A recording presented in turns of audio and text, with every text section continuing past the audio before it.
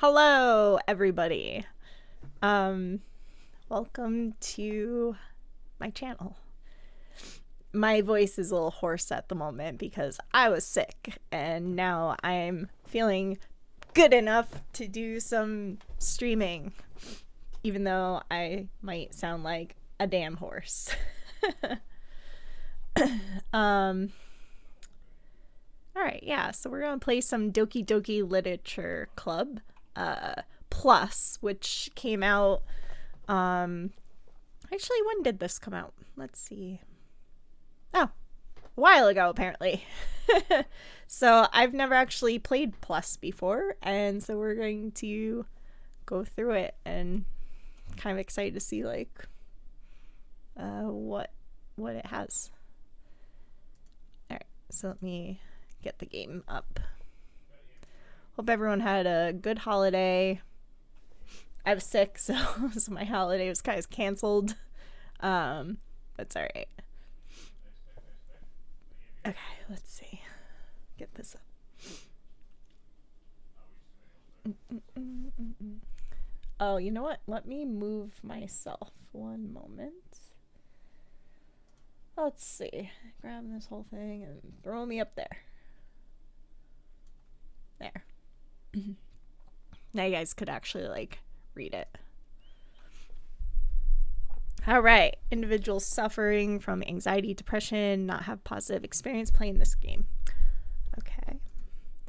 Would like to review detailed content warnings, which contain spoilers. Alternatively, in-game content can be enabled. No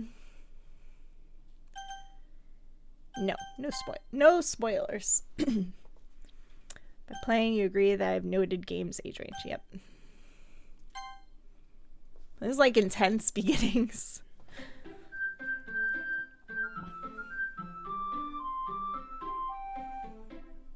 Not.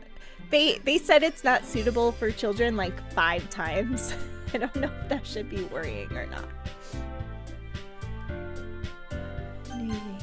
Please enter your name. Bagels. My God, it's so cute. Hey! I see an annoying girl running towards me from the distance, waving her arms. I mean, I don't know if I should, like, read this out loud to y'all or not. Totally oblivious to any attention she might draw to herself. Okay. That girl is Sayori, my neighbor and good friend. Aww. Kind of friend you never see yourself making today, but kind of works out because you've known each other for so long.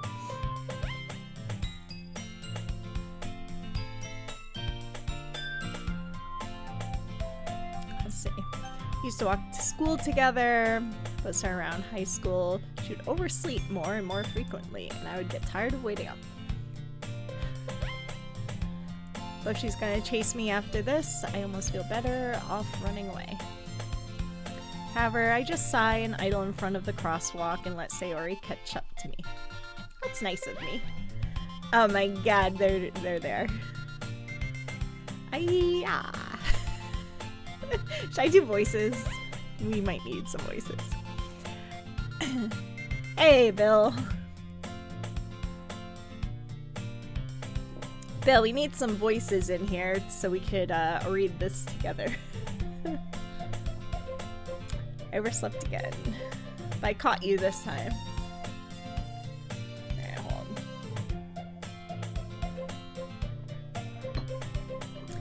Maybe, but only because I decided to stop and wait for you. Oh, that's me saying that. Got it. You say that like you were thinking about ignoring me. That's mean, Bagels. It's true, I am very mean. Well, if people stare at you for acting weird, then I don't want them to think we're a couple or something. Fine, fine. But you did wait for me after all. This is true. I did wait. Guess you don't have to be mean even if you want to. Whatever you say, Sayori. Cross the street together and make our way to school. As you draw near, let's see, streets become increasingly speckled with other students. By the way, Bagels, have you decided on a club to join? No, I have not. Yeah, a club. Told you I am not interested in any clubs. I haven't been looking either. Bagels is mean. That's not true. You told me you would join a club this year. Did I? I'm sure it's possible that I did in one of my many conversations where I dismissively go along with whatever she's going on about. Sayori likes to worry a little too much about me when I'm perfectly content just getting by on the average while spending my free time on games and anime. I agree with... As Bagels, I agree with this Bagels. We don't need to join any clubs here. It's talking about how I'm worried that you won't learn how to socialize or have any skills before college. Your happiness is really important to me, you know? Aww. I think Sayori likes me. You know, you're happy now, but I die at the thought of you becoming a NEET in a few years because you're not used to the real world. What is a NEET? Anyone know? I don't know if I know that acronym. You trust me, right? Don't make me keep worrying about you. Alright. I'll look at a few clubs if it makes you happy. No promises though. Will you at least promise me you'll try a little? Yeah, I guess I'll promise you that. Oh my god.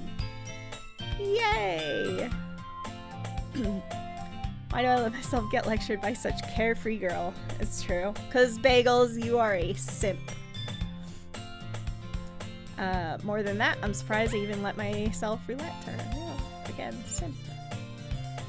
I guess seeing her worry so much about me makes me want to ease her mind at least a little bit. Even if she does exaggerate everything inside her head. Aww. See, I'm a little nice. School day is as ordinary as ever, and it's over before I know it. Cool. Looks like saves. Okay.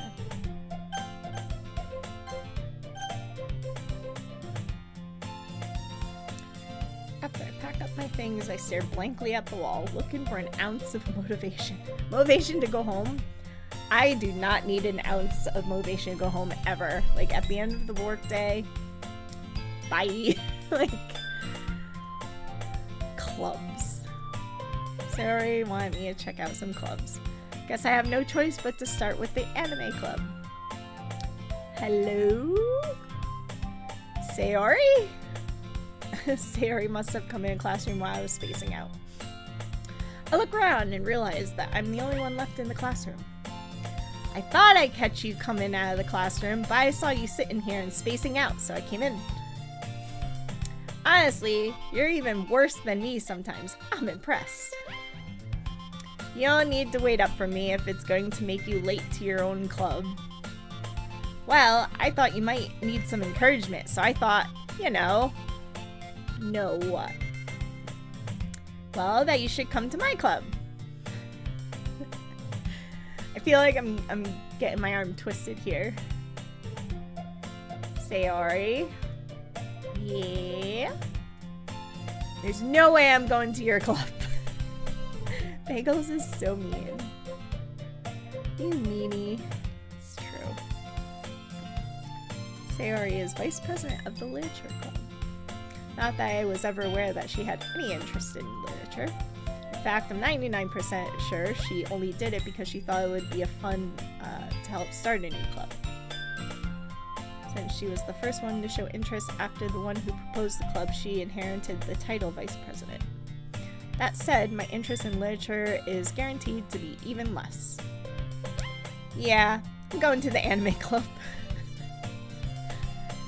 Come on, please. Why do you care so much anyway? Well, I kind of told the club yesterday I would bring a new member. And Natsuki made cupcakes and everything. Oh my gosh. Don't make promises you can't keep. Alright, that is the lesson, everybody. Don't make promises you can't keep. I can't tell if Sayori is really that much of an airhead or if she's so cunning as to have planned all of this out. Long sigh. Fine, I'll stop by for a cupcake, okay? Yes, let's go! And thus today marks the day I sold my soul for a cupcake. That's pretty good. I like that line. All right. Let's move on. I dejectedly follow Sayori across the school and upstairs, a section of school I rarely visit. Sayori, full of energy, swings open the classroom door. Everyone, the new member is here. I told you, don't call me a new member. I glance around the room. Girl number 1. It's like a talk show. Welcome to the Literature Club. It's a pleasure meeting you. I'm gonna try to do voices. My voice is like so raspy right now from sickness. Sayori always says nice things about you. Girl 2. Seriously? You brought a boy? Okay, so I guess I am a boy. I didn't know that until now. Way to kill the atmosphere. Ah! Girl number 3. Ah, bagels! What a nice surprise. Hello. Welcome to the club.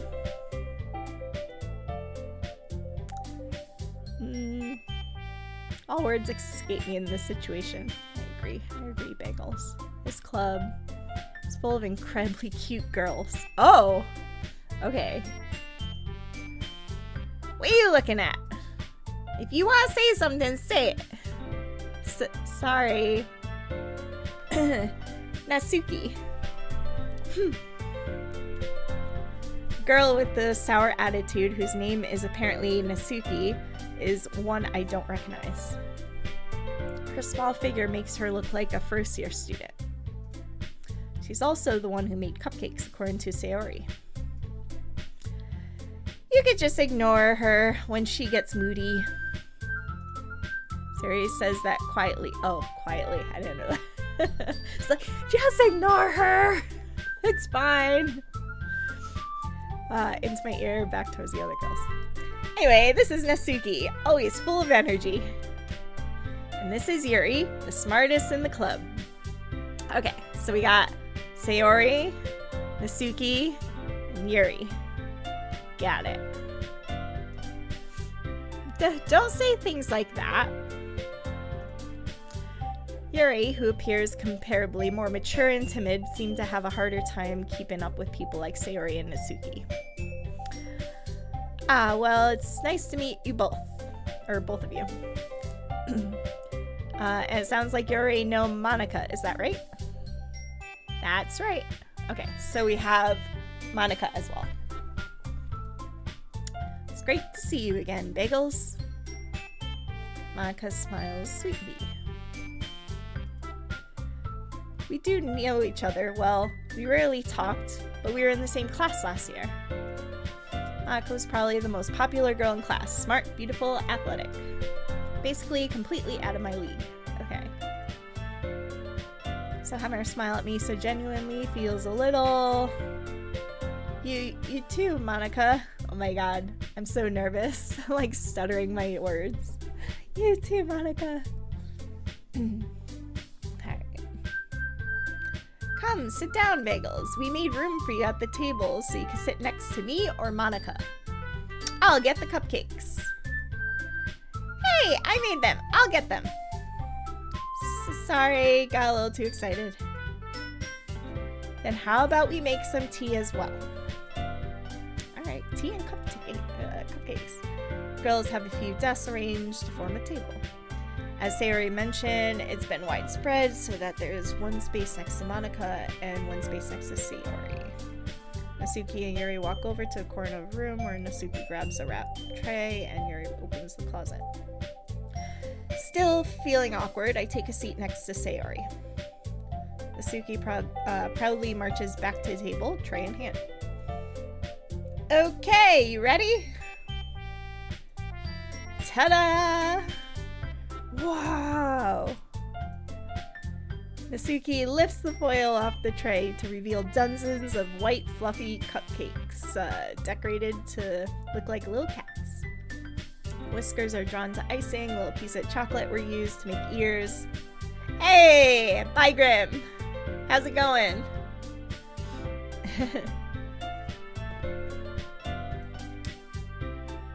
I'm just here reading Doki Doki and trying to do voices, but I don't have my voice fully back after being sick.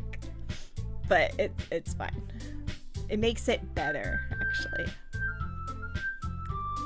So cute. I had no idea you were good at baking, Nasuki. Well, you know.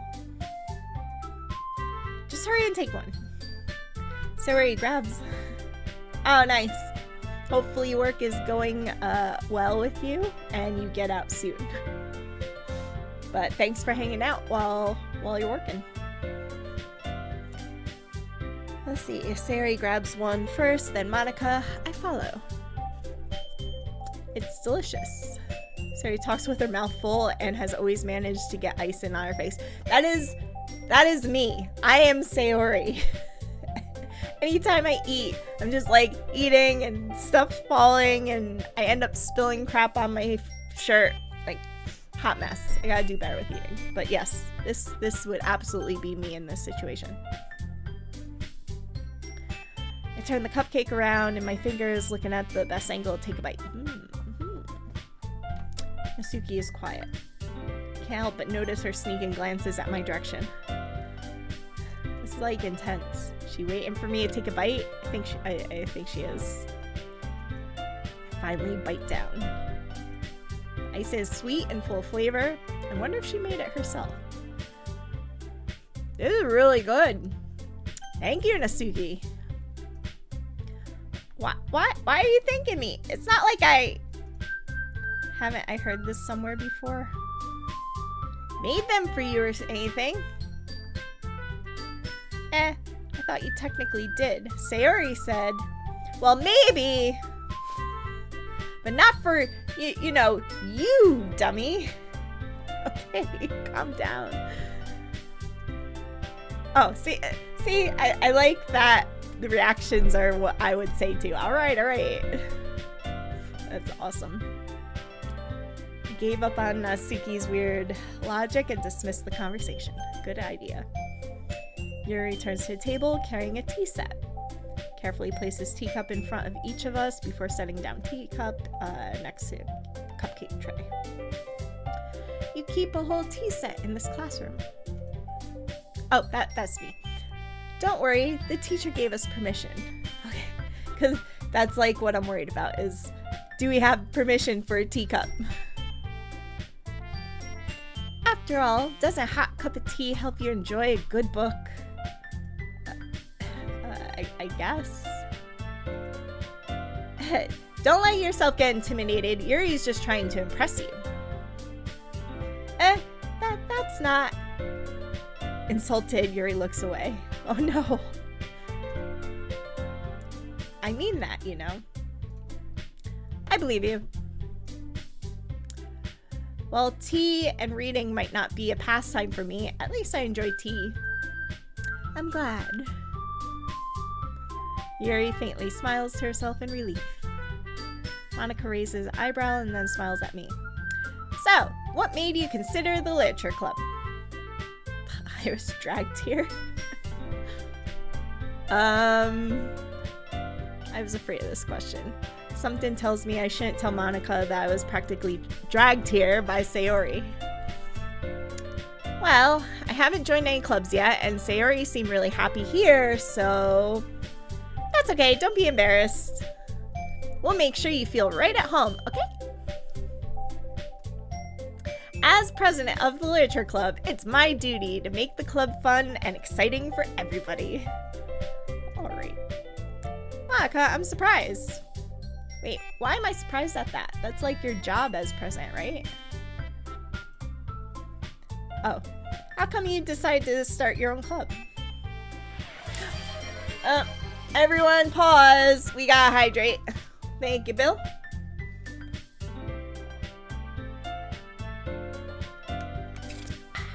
Okay.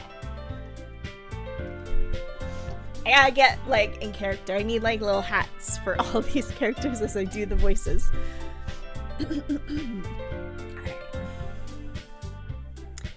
You could probably be a board member for any of the major clubs. Weren't you leader of the debate club last year? Well, you know, to be honest, I can't stand all the politics around the major clubs. It feels like nothing but arguing about the budget and publicity and how to prepare for events. I'd much rather take something I personally enjoy and make something special out of it. Oh, that's nice of her. And if it encourages others to get into literature, then I'm fulfilling that dream. She's such like a, I don't know, the A+ student overachiever. Monica is a really great leader. You're also nods in agreement. I'm surprised there aren't more people in the club yet. Ooh, bagels! Alright. Hopefully she doesn't get offended by that. It must be hard to start a new club. You could put it that way. Not many people are very interested in putting out all the effort to start something brand new. Especially when it comes to something that doesn't grab your attention, like literature. This is very true. You have to work hard to convince people that you're both fun and worthwhile. But it makes school events like the festival that much more important. Okay.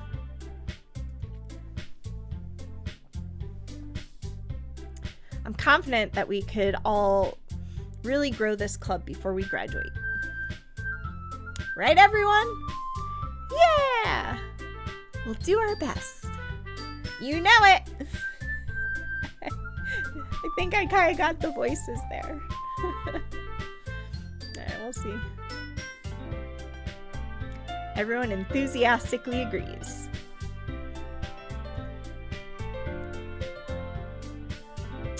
Such different girls, all interested in the same goal. Monica must have really worked really hard just to find these three. Maybe that's why they're all so delighted by the idea of a new member joining. Though I still don't really know if I could keep up with their level of enthusiasm about literature. So, Bagels, what kind of things do you like to read? Well, considering how little I've read these past few years, I really don't have a good way of answering that. Manga? I mutter quietly to myself, half joking. As Suki's head suddenly perks up. Ooh, we got a manga person! It looks like she wants to say something, but she keeps quiet. Not much of a reader, I guess. Well, that could change. What am I saying? I spoke without thinking after seeing Yuri's sad smile. Anyway, what about you, Yuri? Well, let's see. Yuri traces the rim of her teacup with her fingers. My favorites are usually novels that build deep and complex fantasy worlds. The level of creativity and craftsmanship behind them is amazing to me. And telling a good story in such a foreign world is equally impressive. Yuri goes on, clearly passionate about her reading. She seems so reserved and timid since the moment I walked in. It's obvious by the way her eyes light up, she finds her comfort in the world of books, not people. Alright. But you know, I like a lot of things. Stories with deep psychological elements usually immerse me as well. Isn't it amazing how a writer can so deliberately take advantage of your own lack of imagination to completely throw you for a loop? Oh my god, this got deep fast. Anyway, I've been reading a lot of horror. She does not look like someone that would like horror. Okay. Ah, I read a horror book once. Please say Goosebumps. Please say Goosebumps. I desperately grasped something I could relate to at the minimal level. At this rate, Yuri might as well have a conversation with a rock. Really? I wouldn't have expected that, Yuri. Oh, okay. Monica jumped in. Whew, we're saved. For someone as gentle as you. I guess you could say that. But if a story makes me think or takes me to another world, then I really can't put it down. Surreal horror is often very successful at changing the way you look at the world, if only for a brief moment. I hate horror. Oh, why is that? Well, Natsuki's eyes dart over to me for a split second. Never mind. I don't know why she doesn't like horror. I love horror, so... Yuri is my favorite so far, because horror games are the best games. That's right. You usually like to write about cute things, don't you, Natsuki? What? What gives you that idea? You left a piece of scrap paper behind last club meeting. It looked like you were working on a poem called... Don't say it out loud! Give me that back! Fine, fine. Your cupcakes, your poems, everything you do is so cute as you are. Sayori slides up behind Natsuki and puts her hands on her shoulders. I'm not cute! Natsuki, you write your own poems? Well, I guess sometimes. Why do you care? I think that's impressive. Why don't you share some? No. Natsuki averts her eyes. Averting eyes. You wouldn't like them. Not very confident writer yet. I understand how Natsuki feels. Sharing that level of writing takes more than just confidence. The truest form of writing is writing to oneself. You must be willing to open up to your readers, exposing your vulnerabilities and showing even the deepest reaches of your heart. Do you have writing experience too, Yuri? Maybe if you share some of your work, you could set an example to help Natsuki feel comfortable enough to share hers. This is nice. This is a good story, guys.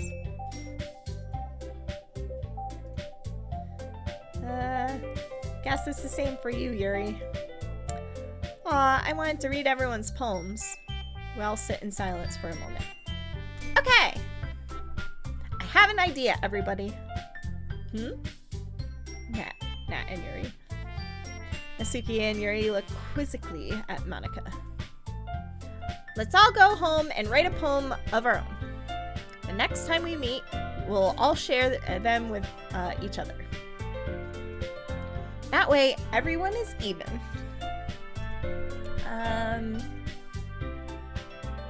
Yeah, let's do it. Plus, now we have a new member, and I think it'll help us all get a little more comfortable with each other and strengthen the bond of the club. Isn't that right, Bagels? Oh no, team building! Monica smiles warmly at me once. Hold on, there's still one problem. What's that? Now we all get back to the original topic of me joining the club. I bluntly come forth with what's been on my mind the entire time. I never said I would join this club.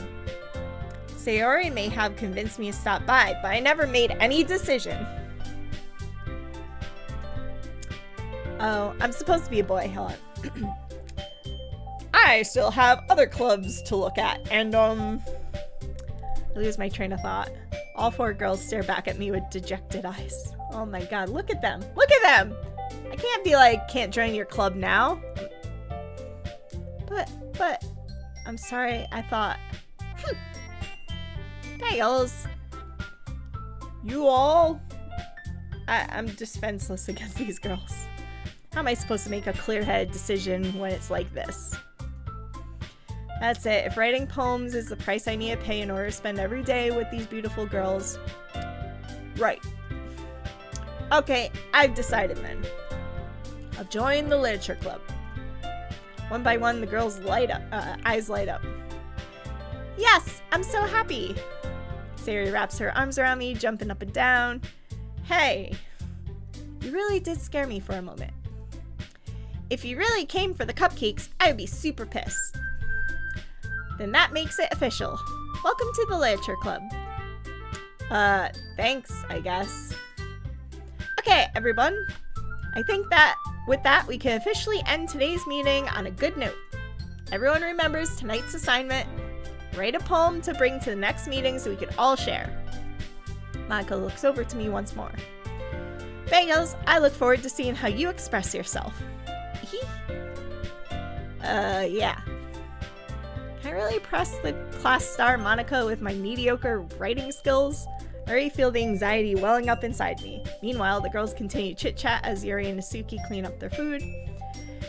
Hey, Bagels. Since we're already here, do you want to walk home together? That's right. Sayori and I never walk home together anymore because she's always staying after school for clubs. Sure, might as well. Yay! With that, the two of us depart the classroom and make our way home.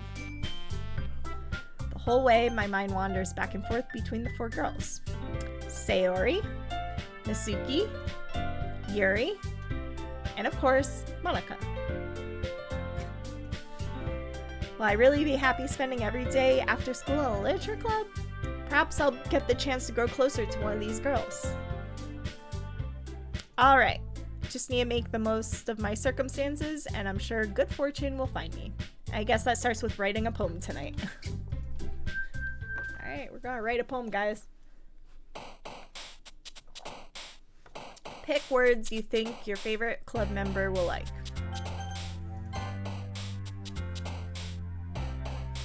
I don't know who is watching, but if you want to give me a word, I will click on it.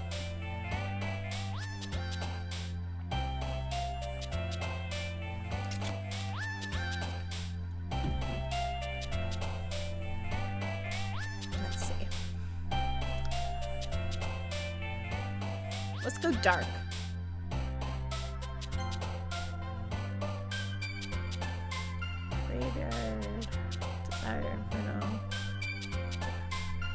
Inferno. Damn it, lucky. Doki Doki.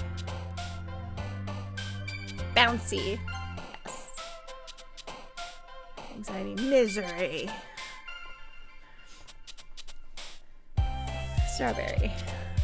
I'm just picking marshmallow.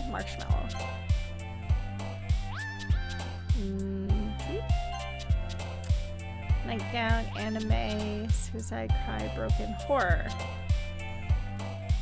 Electricity. Uncanny, hopeless, clumsy, infinite, hot, family.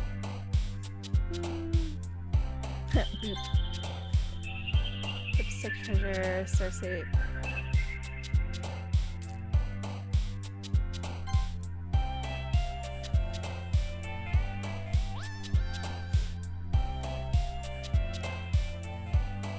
Ocean. Melancholy. Death. Essence. Cheeks. just cheeks. Sparkle. Rain cloud.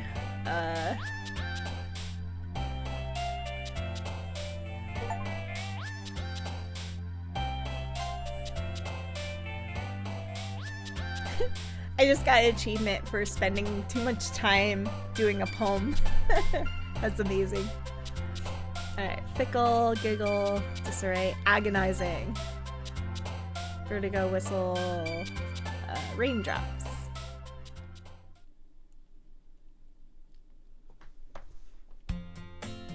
Hi again, Bagels. Oh, we're back already. Glad to see you didn't run away from us. Haha. Nah, don't worry. This might be a little strange for me, but at least I keep my word.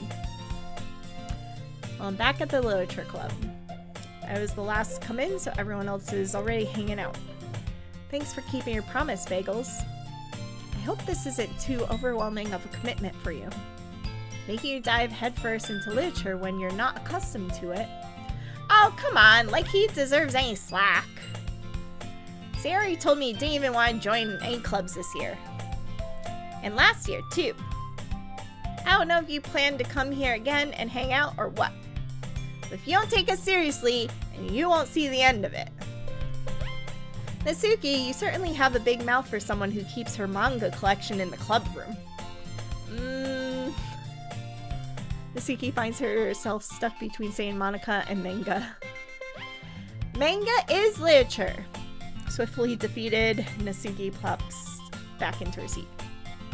Don't worry, guys. Bagels always gives his best as long as he's having fun. He helps me with busy work without me even asking. Like cooking, cleaning my room. How dependable.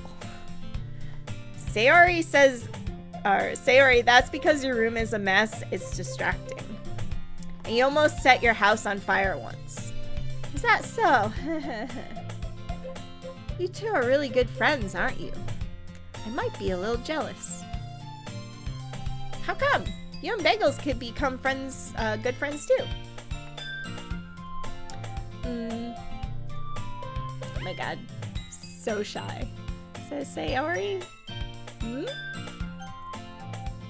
As usual, Sayori seems oblivious to the weird situation she just put me in. Oh, Sayori even brought you something today, you know? Wait, stop, Sayori. Huh? Me? Not really. Don't be shy. It's really nothing. What is it? Never mind. Sayori made it sound like a big deal when it's really not. What do I do? I'm sorry, Yuri. I wasn't thinking. I guess that means it's up to me to rescue the situation. Hey, don't worry about it. First of all, I wasn't expecting anything in the first place. So any nice gesture from you is a pleasant surprise. It'll make me happy no matter what. Is that so? Yeah, I won't make a big deal if you don't want it to be. Alright. Well, here. Here reaches into her bag and pulls out a book. I didn't want you to feel left out, so I picked a book that I thought you might enjoy. It's a short read, so it should keep your attention even if you don't usually read. And we could, you know, discuss it if you want. Oh my god, she's so like book nerdy. How is this girl accidentally being so cute? She even picked out a book she thinks I'll like despite me not reading much. Yuri, thank you. I'll definitely read this. Definitely. I enthusiastically take the book. Phew. Well, you can read it at your own pace. I look forward to hearing what you think. Now that everyone's settled in, I expect Monica to kick off some scheduled activities for the club. But that doesn't seem to be the case. Sayori and Monica are having a cheery conversation in the corner. Yuri's face is already buried in a book. Can't help but notice her intense expression like she was waiting for this chance. Meanwhile, Natsuki is rummaging around in the closet. Man, looks like no one wants to be bothered today. I slumped down into the nearest desk. How am I supposed to occupy myself with something literature related by myself like this? I guess I could always read some of the book Yuri gave me. But I'm feeling a little too tired to read. Could possibly fall asleep right now. Close my eyes and end up listening in on Sayori's conversation with Monica. Probably gonna seem really lame compared to all the other clubs, though. Well, we can't give up. The festival is our chance to show everyone what literature is all about. The problem is that the idea of literature club sounds too dense and intellectual. But it's not like that at all, you know? We just need a way of showing that to everyone. Something that speaks to the creative minds. That doesn't solve the problem, though. What do you mean? Even if we came up with the most fun thing ever, nobody will come in the first place if it's a literature event. So it's more important to figure out how to get people to show up in the first place, you know? And after they come, we could do the thing to speak to their creative minds. What's this? Sayori is taking this really seriously. It's rare to hear her deliberating like this. Huh, that's a good point.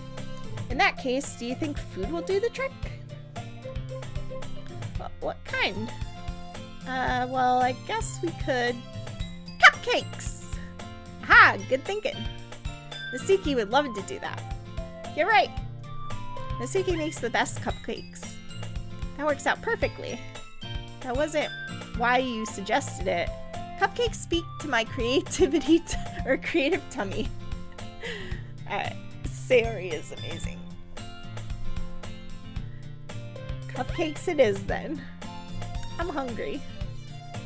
Anyway, we still need to work out the details of the event itself. I find myself smiling.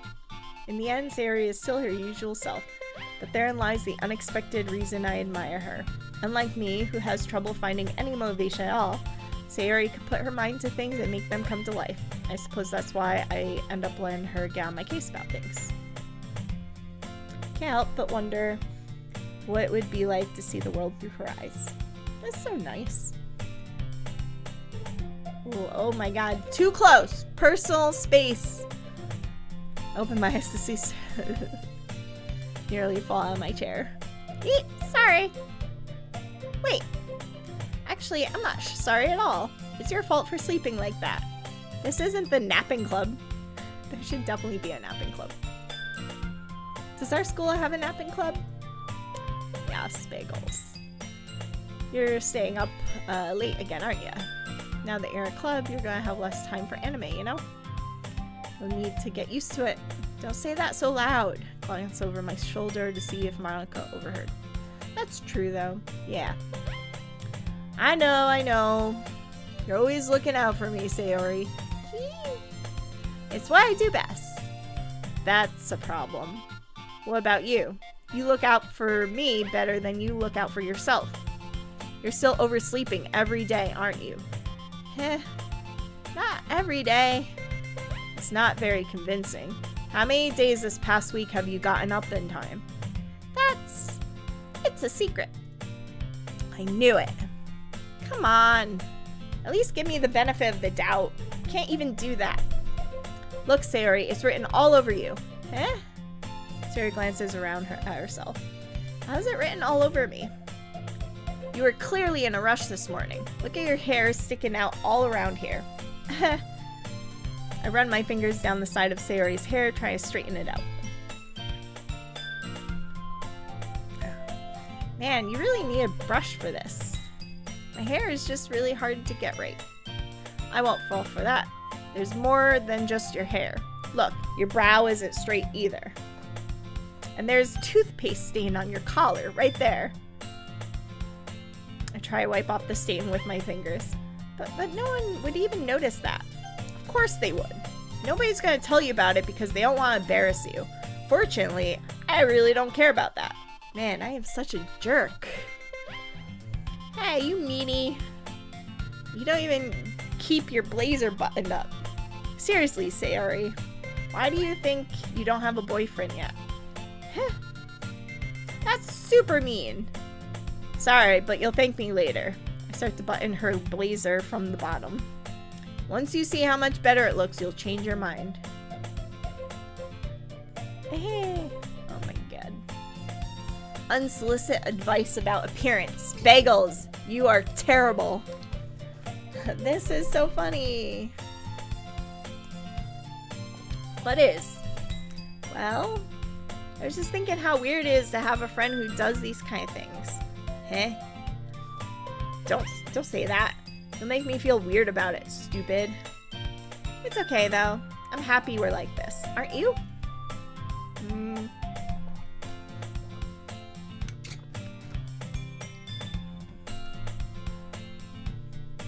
I guess. Hey, be careful. The button might come off. Oh my god. Why is this one so hard to close? I struggle to fully close the button near her chest. Does this thing even fit you properly? It did when I bought it. Sigh. If you ever buttoned it, you would have noticed sooner that it doesn't fit you anymore. What are you smiling about? It means my boobs got bigger. Oh my god. Don't say that out loud. Anyway, you look much better now. Ah. Why does it feel so strange to see Sayori's blazer buttoned up like that? Oh my god. But it's so stuffy. It's not worth it at all. Sayori hastily unbuttons her blazer once more. Phew! That's so much better. Sayori puts her arms out and twirls around. So if I keep it unbuttoned, then I won't get a boyfriend, right? What kind of logic is that? Why are you saying it like it's a good thing? I hear ya. It might be a good thing.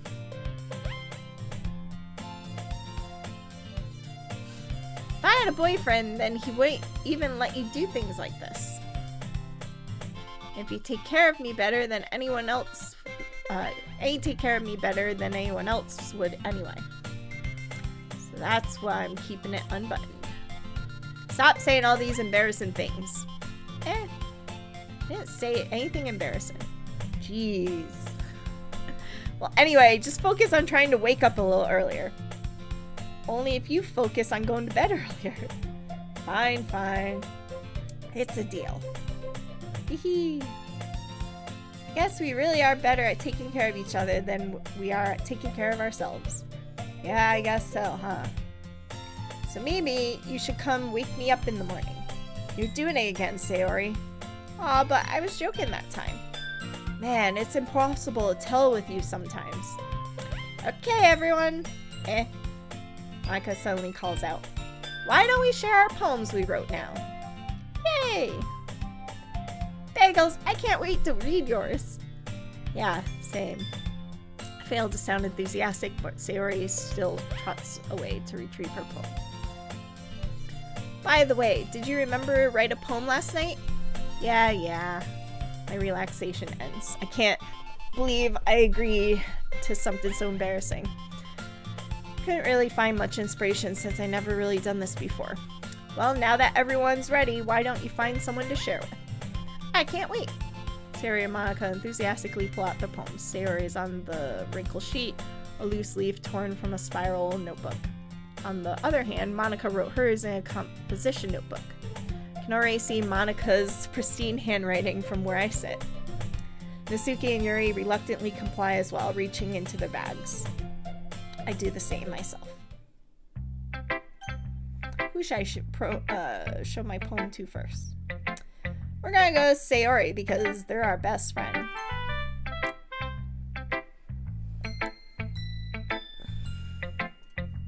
She's my good friend after all. Oh my goodness. This is so good, Bagels. I love it. I had no idea you were such a good writer. Sayori, you must be seriously overreacting. I'm not a good writer at all. I honestly have no idea what I'm doing. Well, maybe that's why. Because I have no idea what I like either. Dang it.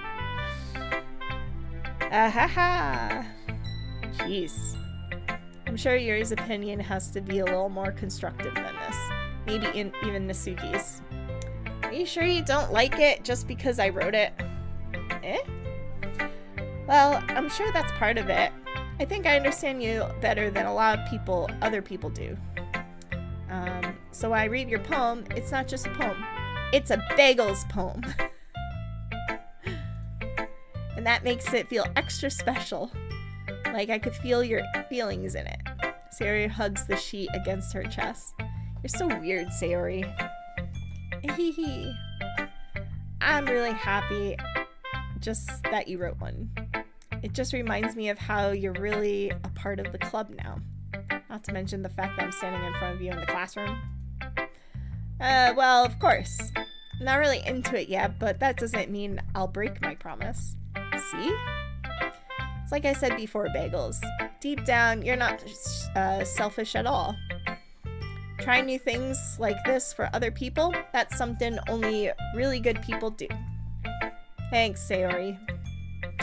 I'm not sure if Sayori sees the full picture of my motive here. Then again, I can't deny that she's part of the reason I joined. Knowing how much this means to her and all. Yeah. I'm gonna make sure you have a lot of fun here, okay? That will be my way of thanking you.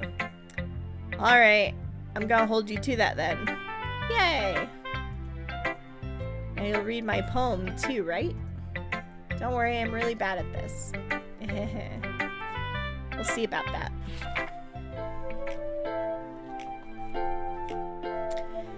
Alright, this is Sayori's poem.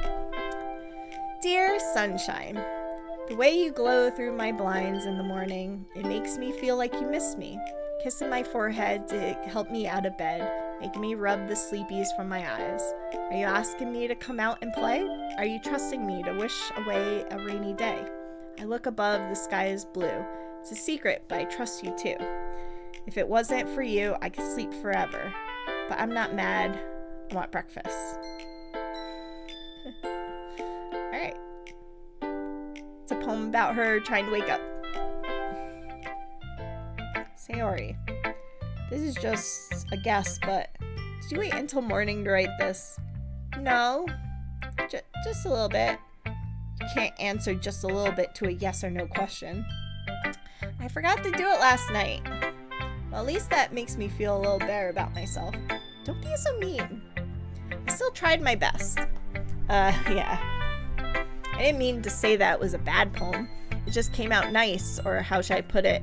Sounds just like you. Really? Yeah. Especially that last line. I made eggs and toast. Even though you were late to school. It's bad to skip breakfast. A gal cranky. Well, I guess there's no point in arguing. Anyways, thanks for showing me. Ahee. This was so much fun. Monica's the best. Yeah.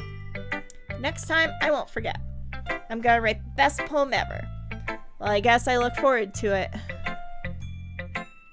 Who should I show the poem? Nasuki.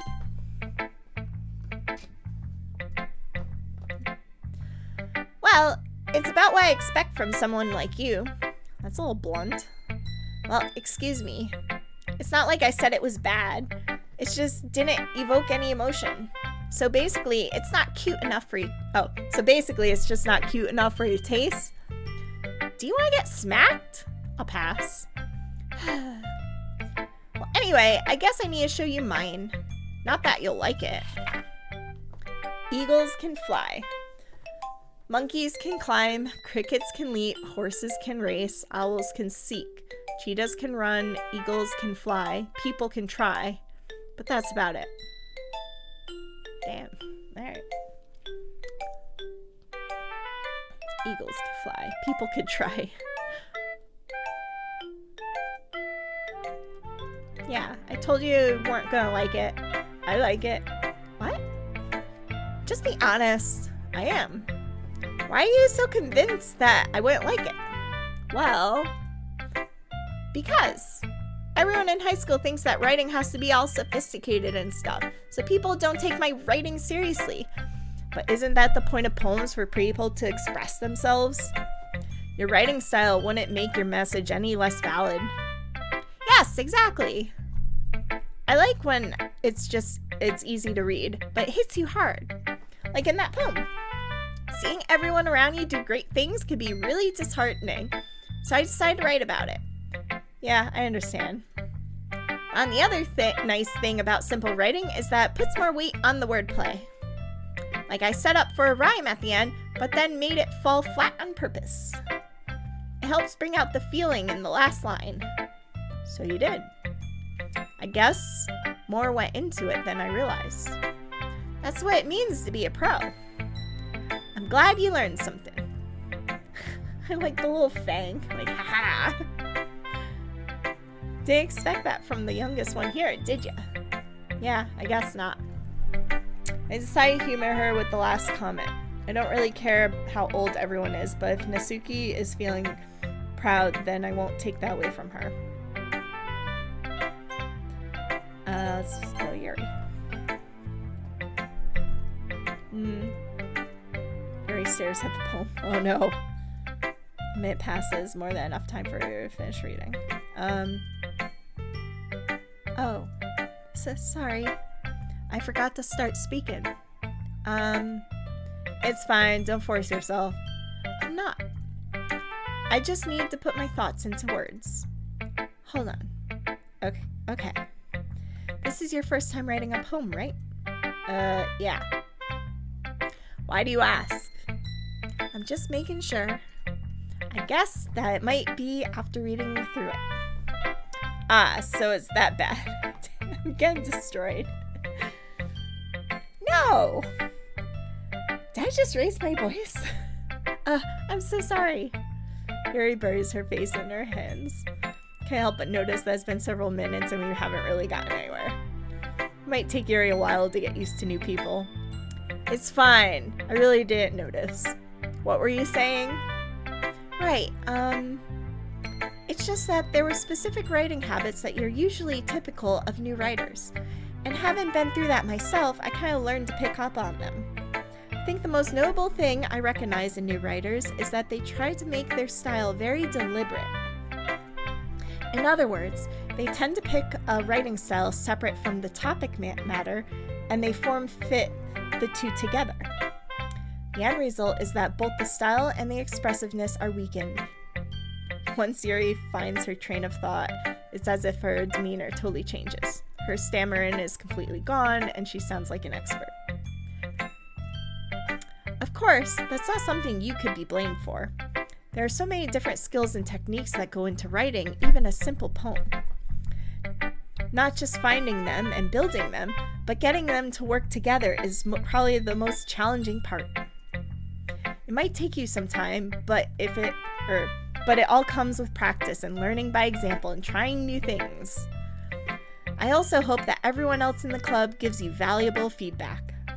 Nasuki could be a little bit biased though. Bias? How? Well, never mind.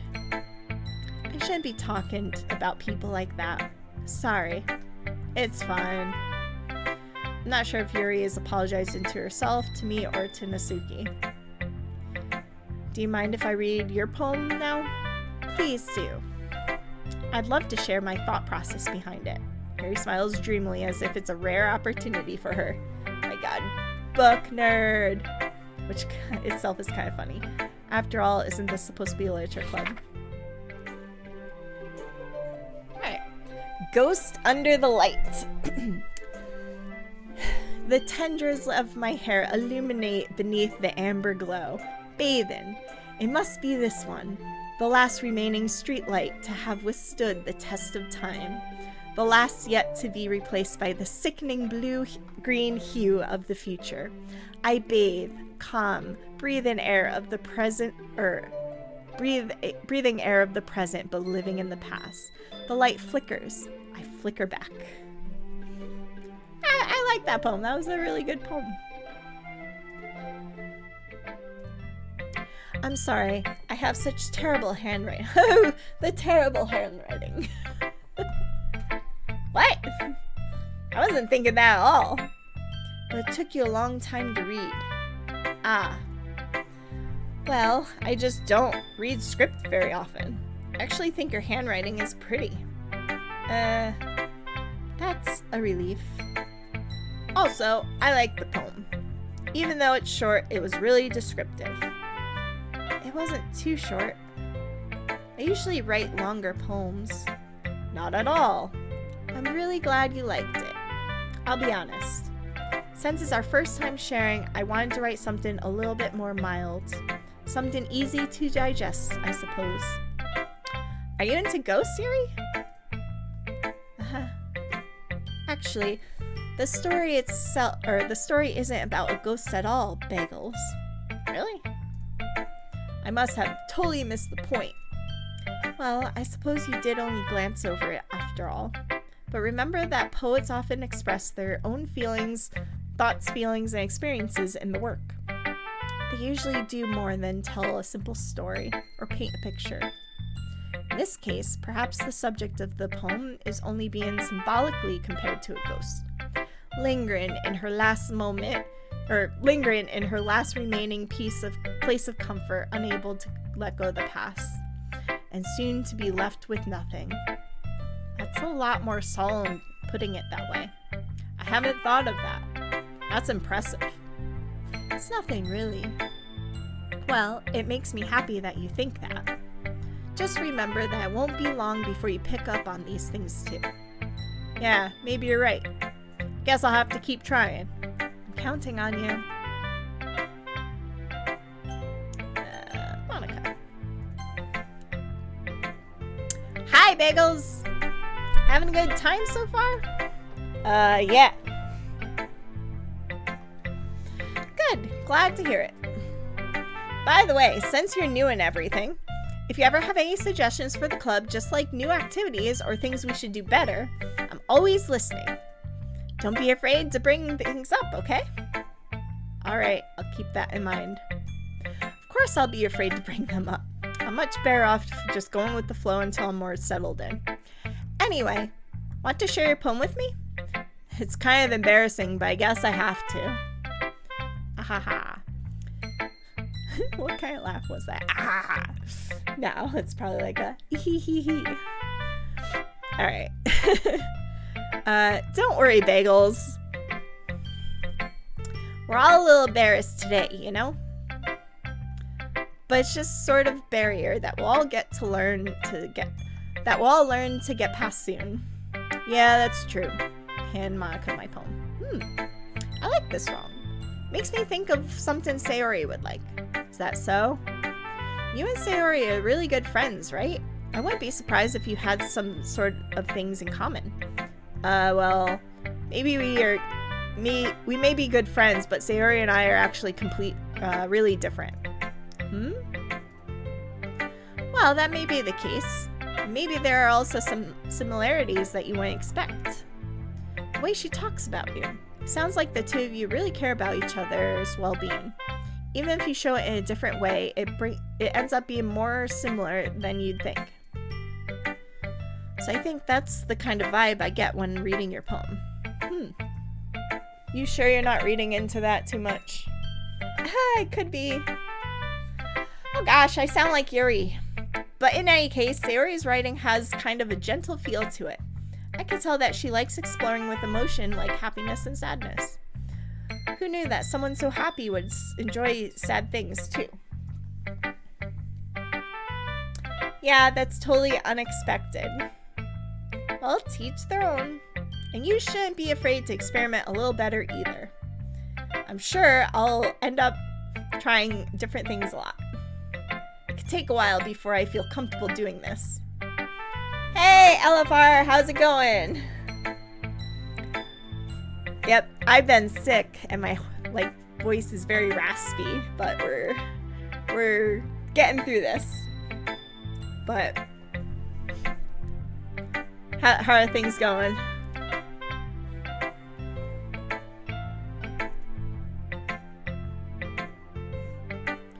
Let's see. That's okay. Yeah, that sucks. I've been sick since Christmas, and it's just like a lot better today, but yeah, just not the greatest, so I haven't been able to stream in a bit. But today was a day where I'm like, you know what? I think I'm good enough to do some streaming, even though my voice definitely sounds a little weird. Cozy in bed sounds fantastic.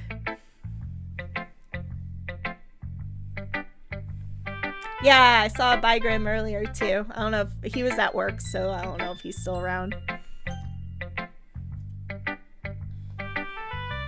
I was playing this cozy game where not actually quite sure what we're doing in it yet.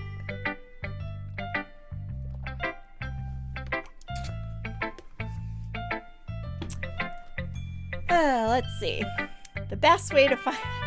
My voices are terrible, but that's just part of the stream. Just, you know how you go to streams as good voices? These are... Welcome to the shitty voices. Alright, let's see. That's the best way to find the kind of style that suits you. Everyone must else might be a little bit biased towards their own types of or kinds of styles.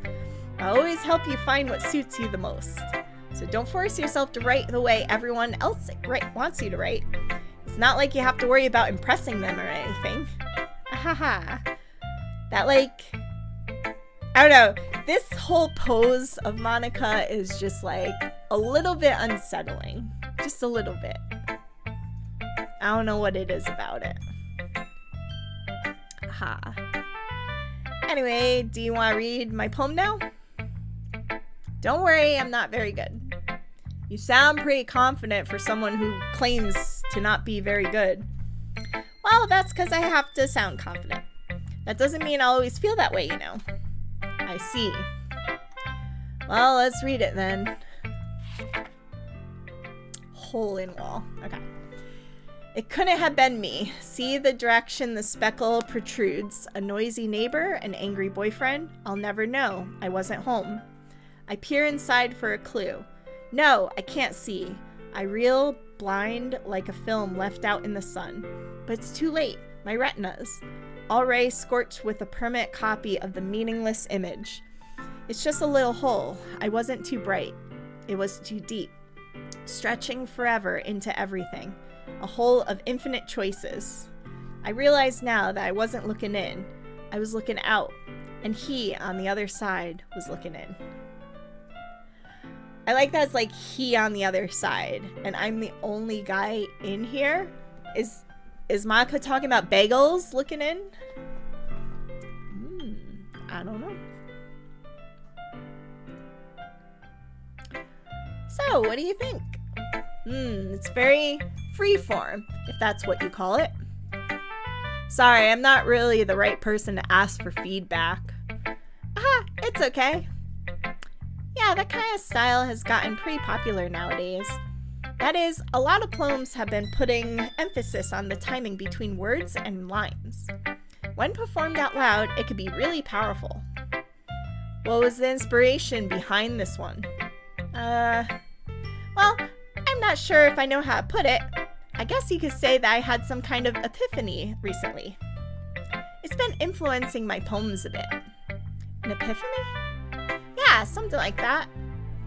Kind of nervous to talk about deep stuff like that because it's kind of coming on strongly. Maybe after everyone is better friends with each other. Anyway, here's Monica's writing tip of the day. Sometimes when you're writing a poem or a story, your brain gets too fixated on a specific point.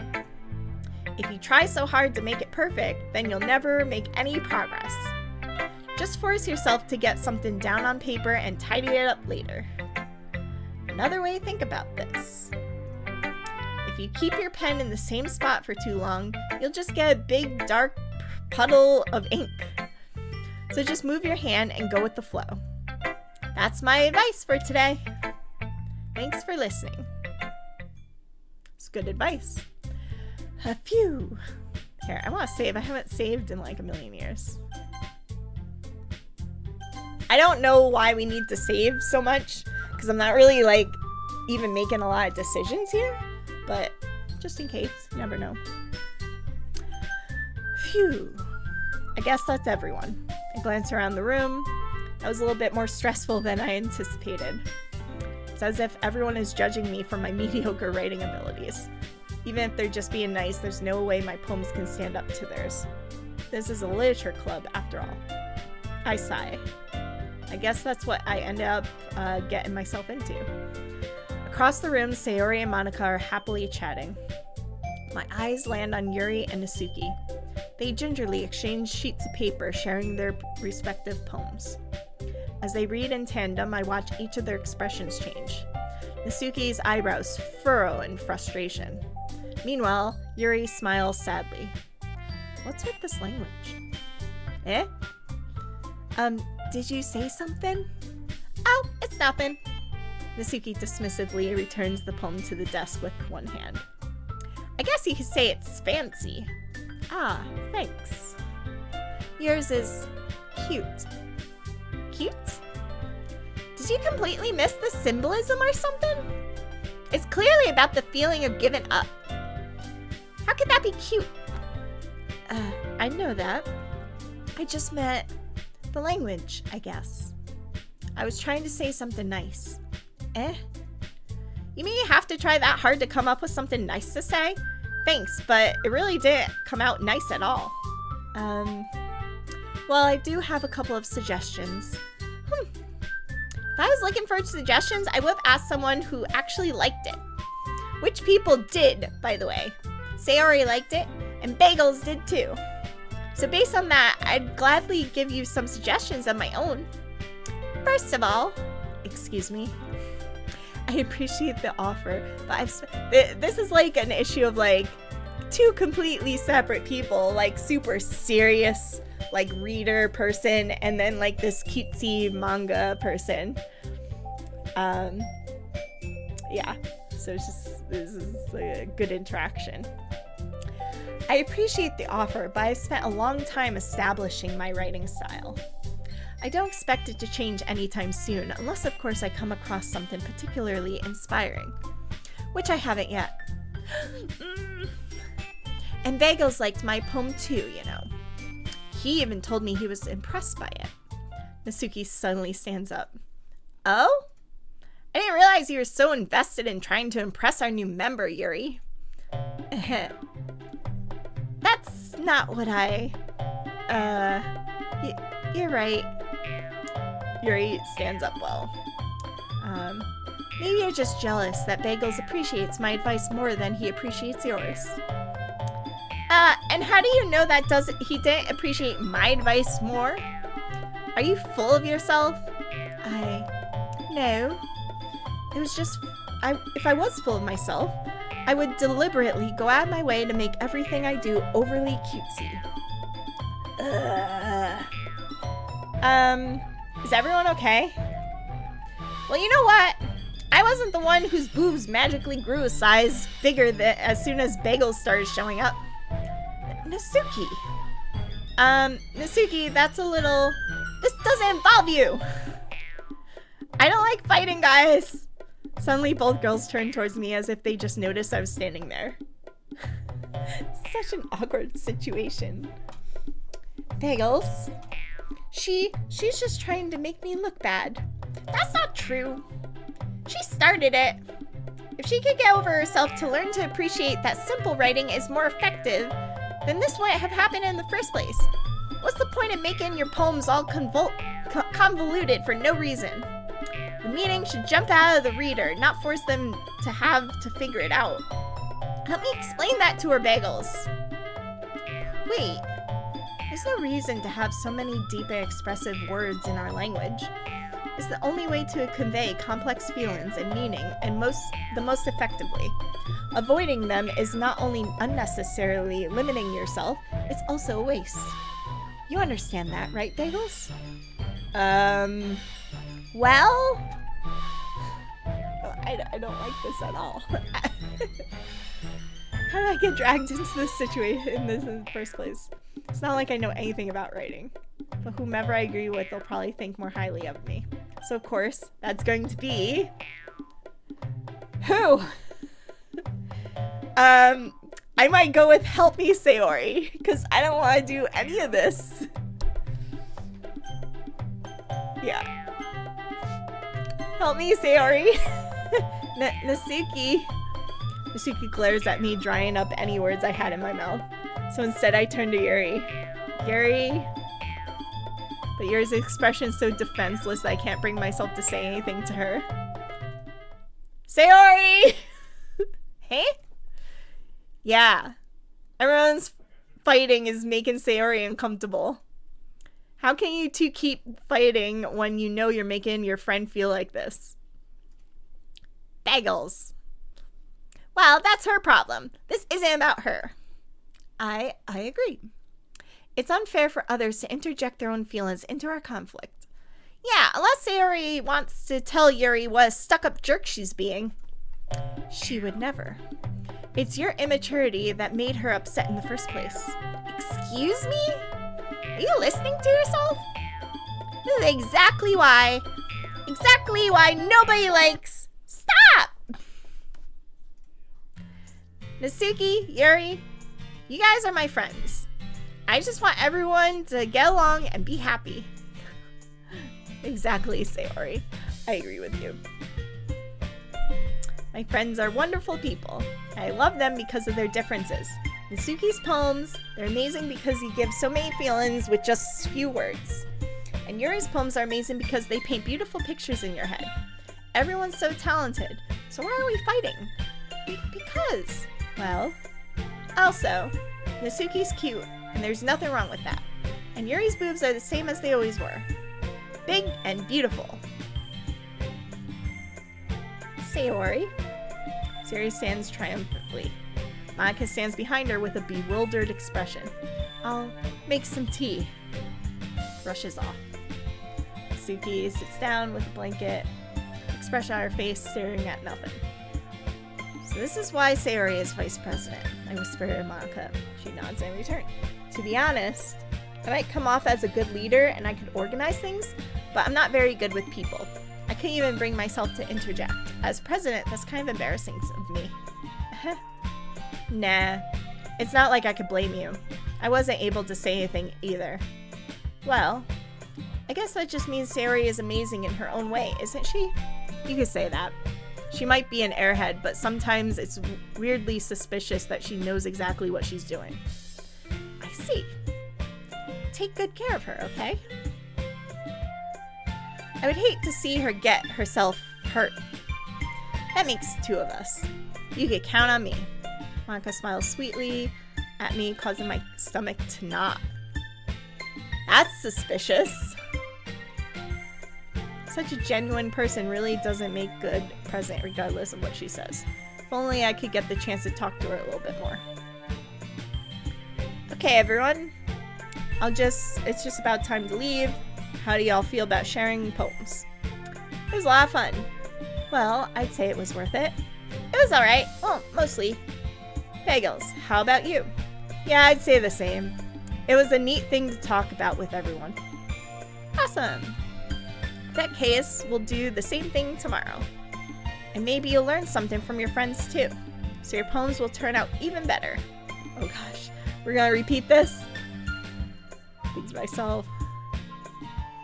With any luck, that means I can at least do a better job impressing those I want to impress. I nod to myself with newfound determination. Bagels! Ready to walk home? Sure, let's go. Hee-hee. Sayori beams at me. It truly has been a while since Sayori and I have spent this much time together. Can't really say I'm not enjoying it either. Sayori? About what happened earlier. What do you mean? You know, between Yuri and Nasuki. Does that kind of thing happen often? No. That's really the first time I've ever seen them fight like that. I promise, they're both wonderful people. You don't hate them, do you? No, I don't hate them. I just wanted your opinion, that's all. I could see why they'd make good friends with you. Phew. You know, Bagels, it's nice to get to spend time with you in the club. But I think seeing you get along with everyone is what makes me the happiest. And I think everyone really likes you, too. That's... Every day is gonna be so much fun. Sigh. Looks like Sayori still hasn't caught into the kind of situation I'm in. Sure, being friends with everyone is nice, but does it really need to stop there? My god. Bagels is looking for a relationship. We'll just have to see what the future holds, Sayori. I pat Sayori on the shoulder. I said that more to myself than her, but it's easy to use Sayori as an internal monologue sometimes. Okay. Yeah. Let's do this.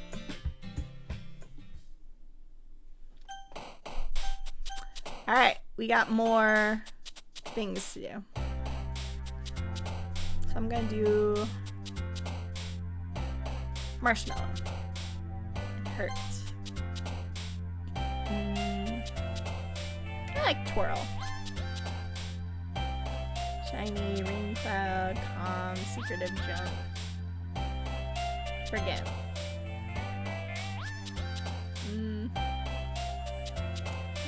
I wish that gave you a poem after you did this with all the words that you picked. That would have been cooler. Existence. Let's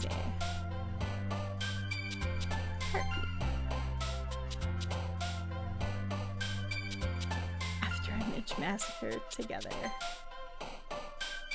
Giggle alone. Sunny. Fear, agonizing, lucky. There's literally no, like, logical reason of picking things aside from, like, which word do I like more and makes more interesting. Frightening. I like Sayori, so I'm trying to pick words that she would like. Okay, we got depression. Poof. Heart's prayer, unstable, tenacious, clumsy. Yes.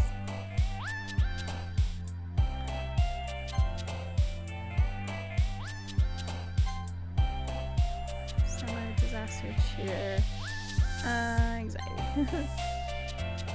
Vibrant, smile.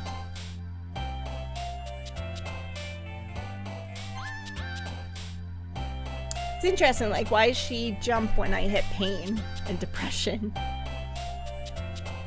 Eternity.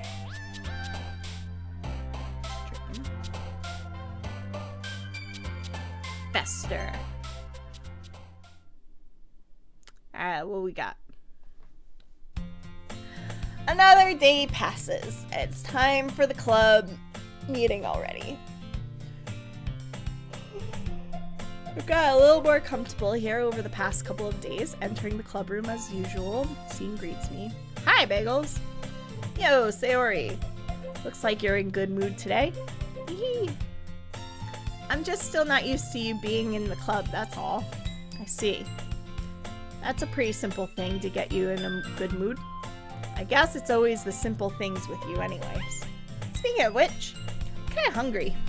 You come with me, buy me snacks. Come with me to buy a snack? No thanks. Wow! Why not? Why not, Bagels? That's not like you at all. I have my reasons. Why don't we take a look at your purse, Sayori? Why that all of a sudden? No reason, really. I just want to look at it. Aha! Sayori nervously retrieves her coin purse. She fumbles with the latch and opens it. Then she turns it upside down and lets the contents spill on the desk. Only 2 small coins fall out. Yeah, she wanted me to pay for her snacks. This was a trick. I know this trick very well. I knew it. I can see right through you, Sayori. That's not fair. How do you even know? It's simple. If you had enough money in the first place, you would have brought a snack before coming to the club room. So either you're not hungry and want an excuse to take a walk, or you plan to conveniently forget that you spent all your money so that I would lend you some. But there's one more thing. You're always hungry. And so that only leaves the one option. Oh, wow. I give up. Don't make me feel guilty. If you feel guilty, that means you deserve to feel guilty. Yuri suddenly giggles. I didn't notice that she was listening in. Her face is in her books as always. Aha! I wasn't listening or anything. It was just something in my book. Yuri! Tell Bagels to let me borrow some money. Don't get me involved like that, Sayori. Besides, you should only buy what you could responsibly afford. And frankly, after pulling a mischievous stunt like that, your suffering is fair enough retribution.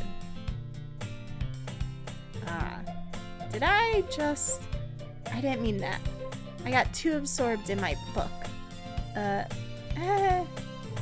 really like when you speak your mind, Yuri. It doesn't happen much, but it's a fun side of you. There's no way you could think that. You're right, though. I did something bad and now I have to accept the retribution. That! Still, coming from you, Sayori, I guess there's a little devil inside all of us, isn't there? Don't let her fool you. Sayori knows exactly what she's doing. After all, she told you guys she was bringing me to the club before she even told me. You wouldn't have come if it weren't for the cupcakes. So I had to trick Natsuki into making them. Come on, give me more credit than that, Sayori. Out of nowhere, something smacks Sayori in the face and tumbles onto the desk. Hey-ah! Ow. What was that? A cookie. Sure enough, it's a giant cookie wrapped in plastic. Sayori glances around. Is that a miracle? It's because I paid my restitution. Retribution. Actually, that one almost worked. Ha ha ha. I was just gonna give it to you. But then I heard you blab about cupcakes. It was totally worth seeing your reaction, though. Natsuki! That's so nice of you. I'm so happy. Sayori hugs the cookie. Geez, just eat it. Sayori rapidly tears open the wrapper and takes a big bite. So good. Sayori suddenly clasps her hands over her mouth. I bit my tongue. You're going through a lot over just one cookie. Natsuki takes a bite of her own cookie. Ah, yours looks really good too, Natsuki. Can I try it? Jeez. Beggars can't be choosers. But yours is chocolate. Yeah, why do you think I gave you that one? Fine. I'm still really happy that you shared this one with me. Sayori gets out of her seat and goes behind Natsuki, then wraps her arms around her. Ah, jeez. I get it. Cookies still in hand, Natsuki reaches up to nudge Sayori off of her. Oof. Sayori suddenly leans down and takes a bite out of Natsuki's She was a sneak. Just like coming over here, leaning over someone and just biting their cookie. My god. Hey. You just seriously do that? Mouthful, Sayori trots away to safety. Yuri and I laugh as well. Jeez, you're such a kid sometimes. Monica, can you tell Sayori... Natsuki glances around. Monica is in the club room. Where's Monica anyway? Good question. Have any of you heard anything about her being late today? Not me. Yeah, I haven't heard either. That's a bit unusual. I hope she's okay. Of course she's okay. She's probably just had something to do today. She's pretty popular after all. You don't think she has a... I wouldn't be surprised. She's probably more desirable than all of us combined. That's true. Excuse me? I love Natsuki's confidence. So good. Door swings open. Sorry, I'm super sorry. There you are. I didn't mean to be late. I hope you guys weren't worried or anything. Monica chose the club over her boyfriend after all. You're so strong-willed. The boyfriend? What on earth are you talking about? Monica quizzically glances at me. Never mind that. What held you up anyway? Well, my last period was study hall. To be honest, I just kind of lost track of time. Aha. That makes no sense at all. You would have heard the bell ring at least. You must not have heard it, since I was practicing piano. Piano? I wasn't aware you played music as well, Monica. I don't really. Kind of just started recently. I've always wanted to learn piano. That's so cool. You should play something for us, Monica. Monica looks at me. Maybe once I get a little bit better, I will. Yay! That sounds cool. I'd also look forward to it. Is that so? In that case, I won't let you down, Bagels. Monica smiles sweetly. I didn't mean any pressure or anything like that. Don't worry. I've been practicing a whole lot recently. And I really love the chance to share once I'm ready. I see. In that case, best of luck. Thanks. So I didn't miss anything, did I? No, not really. I chose to leave out Sayori's mischievous escapade. I'm sure Natsuki will end up complaining to her anyway. And it looks like everyone has already settled down. Sayori somehow already finished her entire cookie. Yuri is back to her book and Natsuki disappeared into the closet. Bagels! Bagels! Sayori suddenly comes up to me. I'm I'm gonna get some supplies from another classroom. Wanna come with me? Supplies? What for? Well, you know how the festival is coming up? Me and Monica were gonna make some posters and stuff. So I need to go find some crayons and markers and glue sticks. Ah, I see. Sure, I'll come with you. Yay! Okay, Monica, we'll be back soon. Ah, are you going with Bagels to get the supplies? There's no need to trouble yourself. I'll be happy to go with him. Aw, but I wanted to go. It's so much fun exploring empty classrooms and stuff. Okay. It was just a suggestion. See if you can find poster paper, okay? Okay. Ready, Bagels? Yep, let's go. Going to find some... She just wants alone time with Bagels. Sayori and I exit the club room. I follow behind as Sayori hums and skips around the hallway. Honestly, feels like I'm taking a kid to the mall or something. Sayori finds pleasure in the simplest things sometimes. Hey Sayori, what exactly are we doing for the festival anyway? I'm not sure how you would even make an event out of literature. Me and Monica have it all planned out. Don't you worry. Is that so? Yep. We're gonna do a poetry performance. A performance? Of what kind? Well, everyone's gonna take turns on stage and recite their favorite poems. That sounds kinda dull. Bagels! You're not thinking about it the right way at all. It's not just about reading poems, it's about performing them. Like you say the lines of the poem like, between my feet, the last remaining flower beckons to me. I twist the stem, freeing it from the clinging roots, caressing the final joyous moment between my fingers. But to what end have I summoned this joy? For now, when I look in every direction, the one prosperous field before me is but a barren wasteland. Like that. Sayori, how do I put this? I'm not sure it's just me, but it's impossible for me to take you seriously when you talk like that. Huh? Meanie. I'm working super hard on this, you know? I know. I just mean that it's pretty unordinary contrast to your cute self. Aha! Don't say that. It's embarrassing. But I guess that means I'm doing a good job. Yeah, I guess so. I'm so excited. The festival is gonna be so much fun. Sayori spins herself around in the hallway again. Hey Bagels, this classroom over here is empty. Let's begin the mission. Mission, eh? It's been a long time since I spent time with Sayori like this. But in the end, she hasn't changed one bit. She's nothing but a ball of sunshine drawing happy vibes from the world around her. It's a pretty nostalgic feeling for me. As the years went by, I began to hold myself in my room more and more. So going on adventures with Sayori brings about a special sort of feeling I forgot I had in me.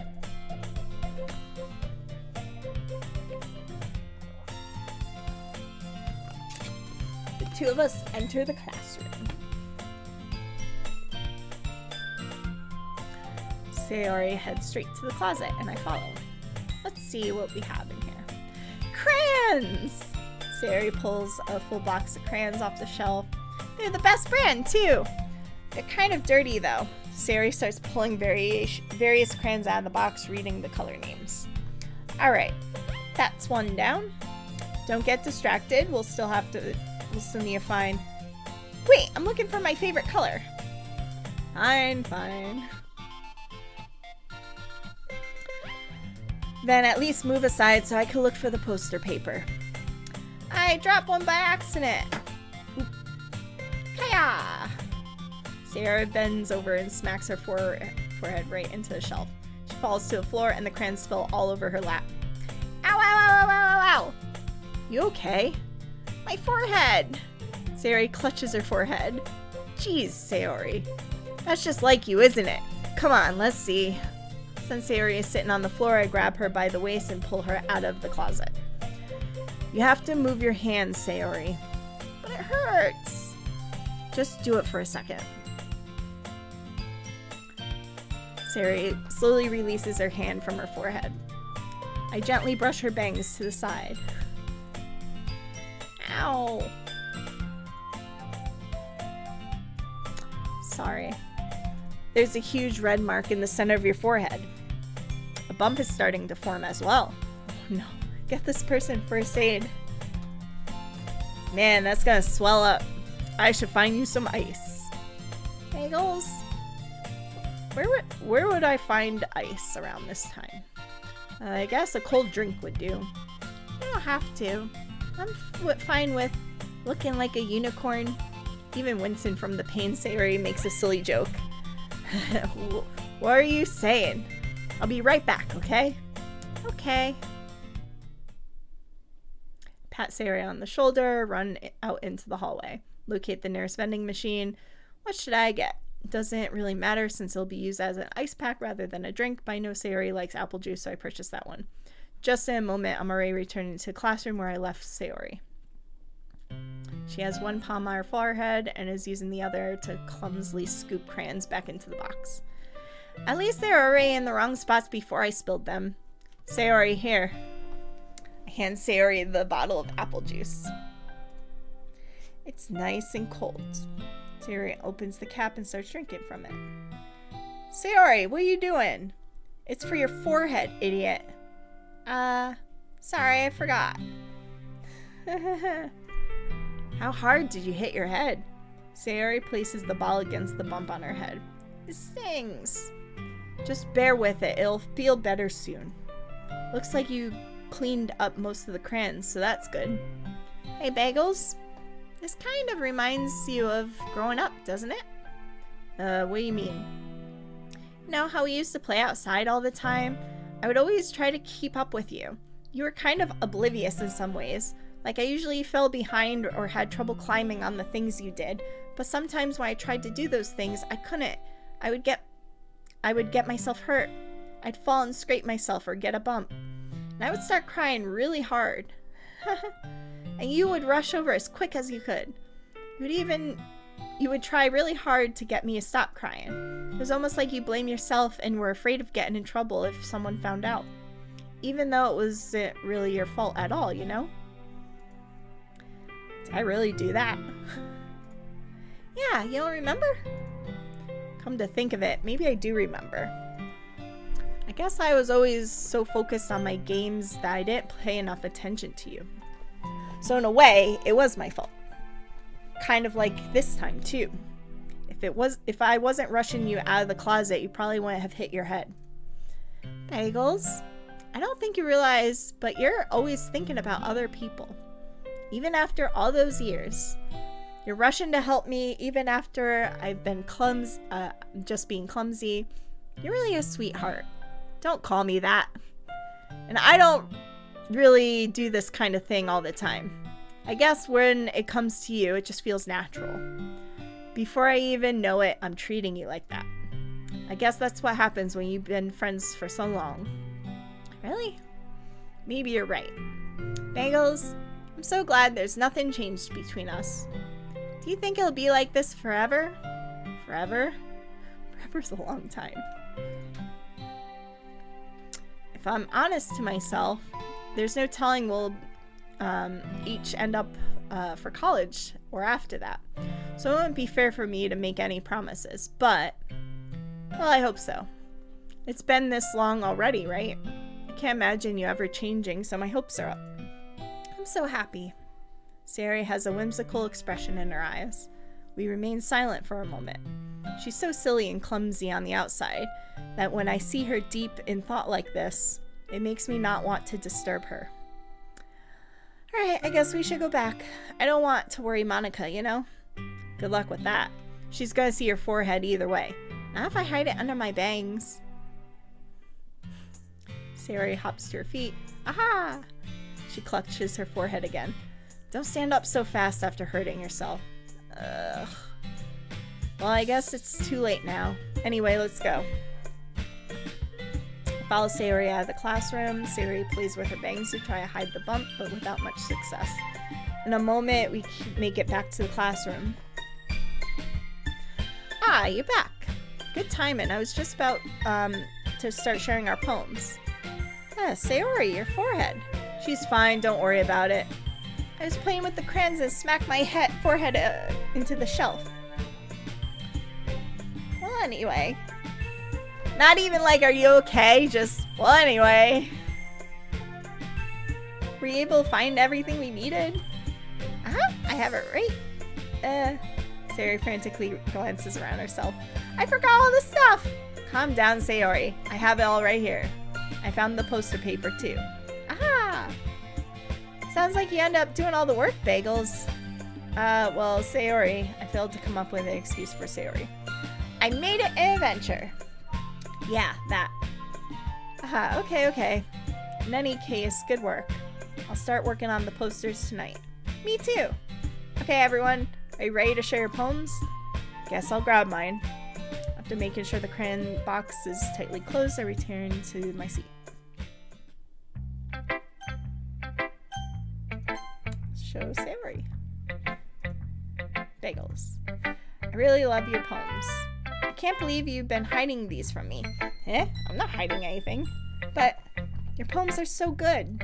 Yesterday's and this one too. You can't tell me you haven't done this before. I mean, you're really the only one who feels that way, so... No way.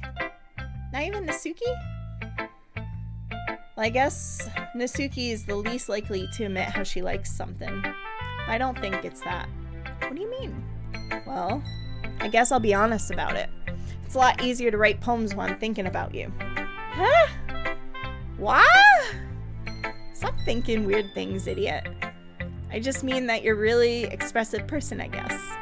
How am I supposed to write poems about my own stupid life? But you somehow make everything in your life an adventure. Even the little things. Like cooking. Let's not talk about that. So yeah, I guess what I'm saying is that I could feel more feelings through you than I can through myself. We have that kind of weird connection. It's your fault for getting in my business all the time. I don't know if I understand. Sigh. You never understand when I'm trying to explain things to you. Do you, Sayori? Pat Sayori's head. Hey! I'm not a kid, you know. Are you sure about that? Maybe. Sayori starts fiddling with her pencil between her hands. Hey, Bagels? Will you give me your poem? I want to keep it. Huh? Why? Because, well, it's the first time you've written something for me. Sayori, you completely misunderstood. I didn't write this for you. Sigh. Are you even listening anymore? Well, whatever. I'll give it to you when we go home. Really? Snap. Aha! I broke my pencil. Sayori hastily bends down to pick up the piece she dropped. Is she inattentive of her surroundings? She bumps right into me. Sorry. It's fine. I'll get for you. I bend down, pick up the broken pencil. Sayori clutches the desk beside her to support herself, knees shaking. I'm a little clumsy today. Let's sit down, Sayori. Yeah. I grab Sayori's arm and help her sit at the desk. Anyway, I still haven't read your poem. Oh, sorry, I forgot about that. But it's not as good as yours. Geez, don't worry. I'm sure I'll like it. This is a long poem. Alright. Bottles. I pop off my scalp like the lid of a cookie jar. It's the secret place where I keep all my dreams. Little balls of sunshine all rubbing together like a bundle of kittens. I reach inside with my thumb and forefinger and pluck one out.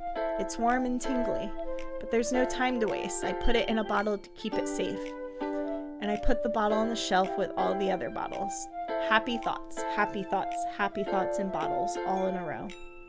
My collection makes me lots of friends. Each bottle a starlight to make amends. Sometimes my friend feels a certain way.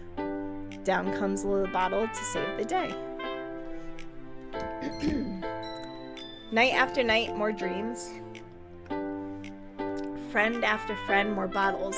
Deeper and deeper my fingers go, like exploring a dark cave, discovering the secrets hidden in the nooks and crannies. Digging and digging, scraping and scraping. I blow dust off my bottle caps. It doesn't feel like the time elapsed. My empty shelf could use some more. My friends look through my locked front door. Finally, all done. I open up and in come my friends. In they come in such a hurry. Do they want my bottles that much? I frantically pull them from the shelf one after the other, holding them out to each and every friend, each and every bottle. But every time I let one go, it shatters against the tile between my feet. Happy thoughts, happy thoughts, happy thoughts in shards all over the floor. They were supposed to be for my friends who aren't smiling. They're all shouting, pleading, something. But all I hear is the echo, echo, echo, echo, echo inside my head. It's a sad poem. Holy crap. Sari, did you really write this? Of course I did. Didn't I tell you yesterday I was gonna write the best poem ever? Yeah, but, I didn't expect something like this coming from you. Monica taught me a whole lot. I've been really in touch with my feelings recently. I see that. It's almost kind of creepy. Creepy? Not exactly. Maybe because I'm so used to you being cheerful. Well, never mind. I'm thinking too hard about it. The point is, it came out good, so you should be proud of it. Aw, thanks. I feel like that was meant to express myself this way, even if it helps me understand my own feelings a bit more. Writing is like magic. You've gotten pretty passionate about this, huh? I hope you keep it up. Yeah, writing's the best. I'm gonna keep writing until I die. Don't get ahead of yourself. Sari always had a habit of getting obsessed with something before dropping it, no more than a week later. I wonder if this is one of those times. But seeing the passion in her eyes, it makes it hard for me to be a pessimist.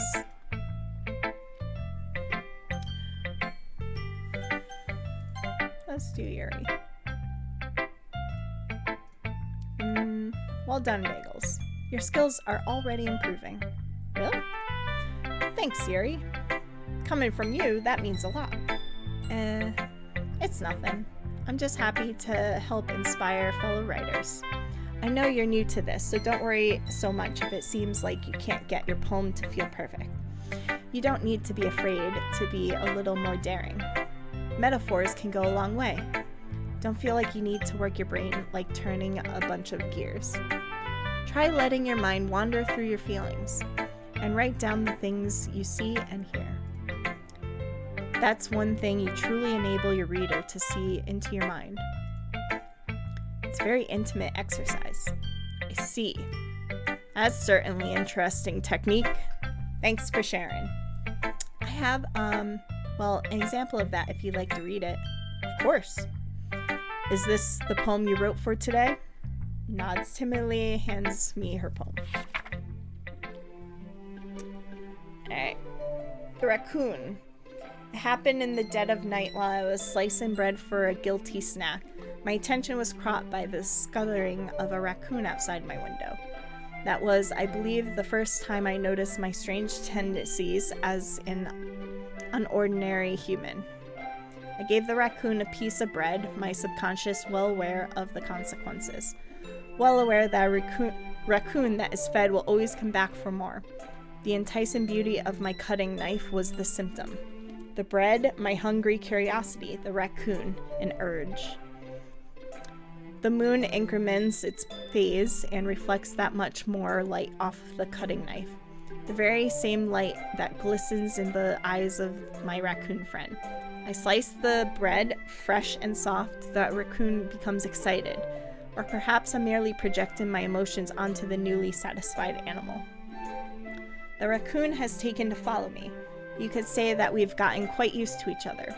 The raccoon becomes hungry more and more frequently, so my bread is always handy.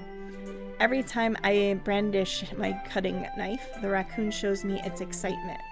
A rush of blood, classic Pavlovian conditioning. I slice the bread and I feed myself again. Alright, so she is the raccoon.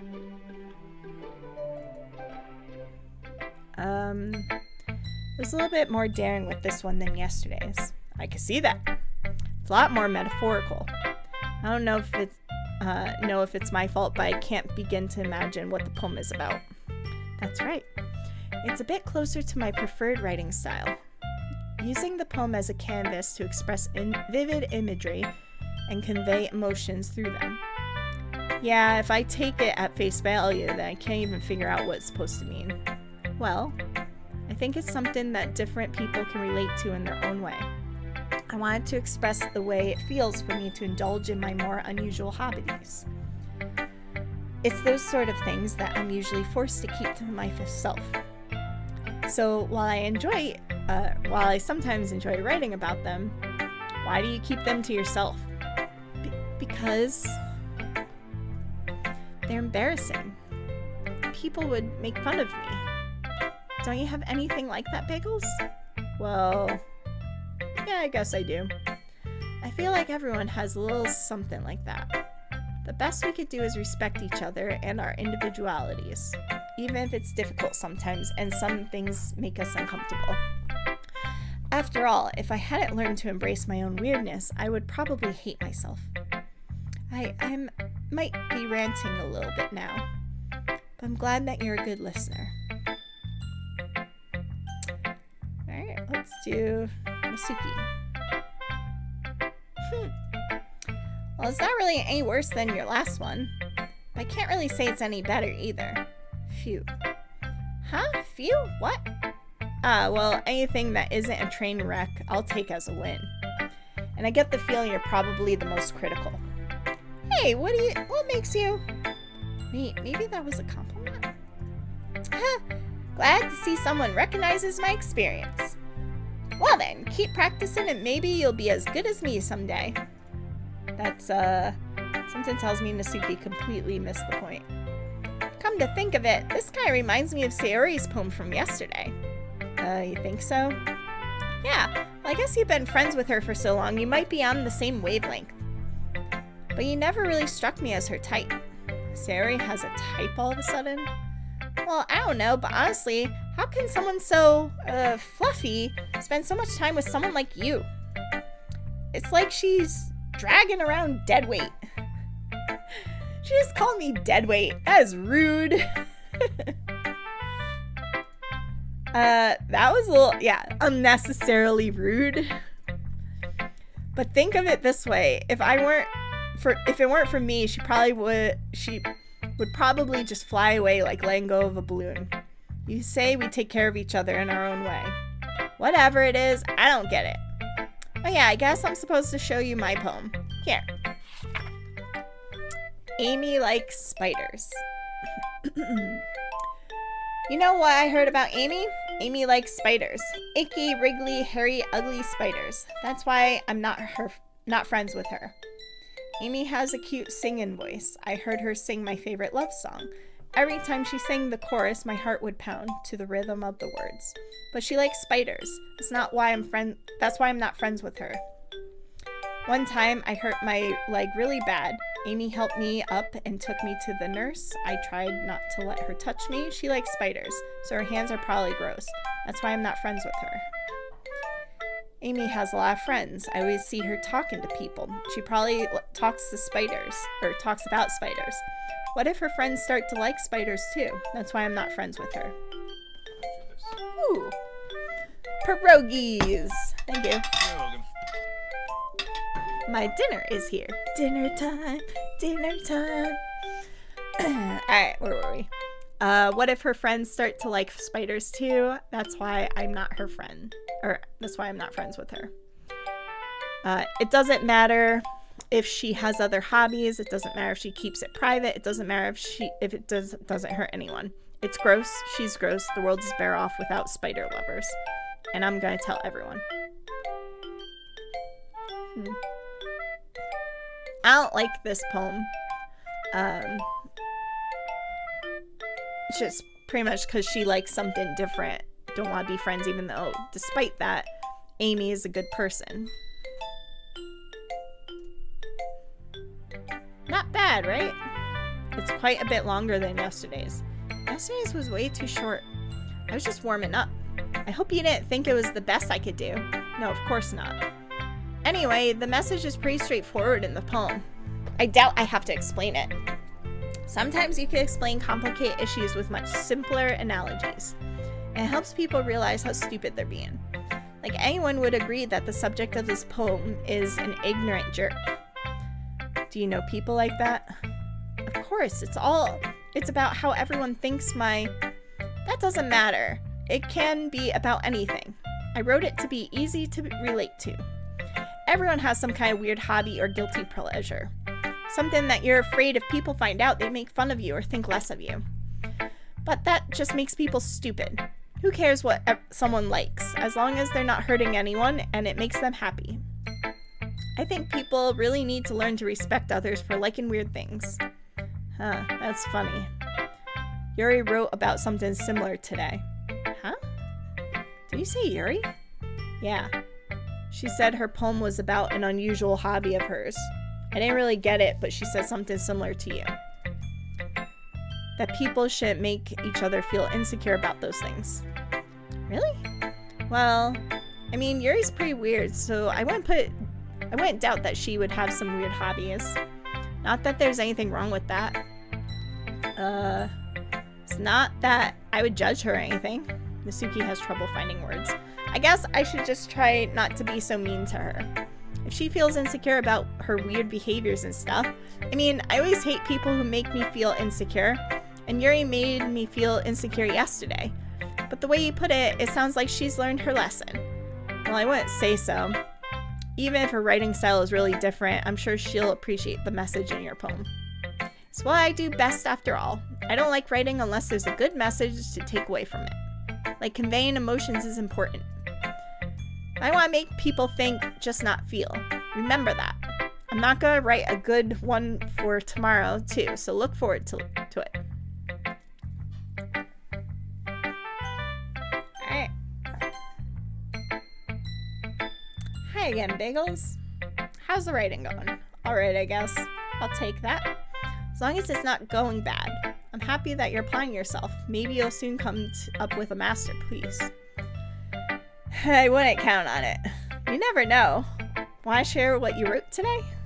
Sure, here you go. I give my poem to Monica. Alright, it's pretty good. Makes me think of Sayori, like the other one that you wrote. You two are like dynamic duo. That's kind of exaggerating it.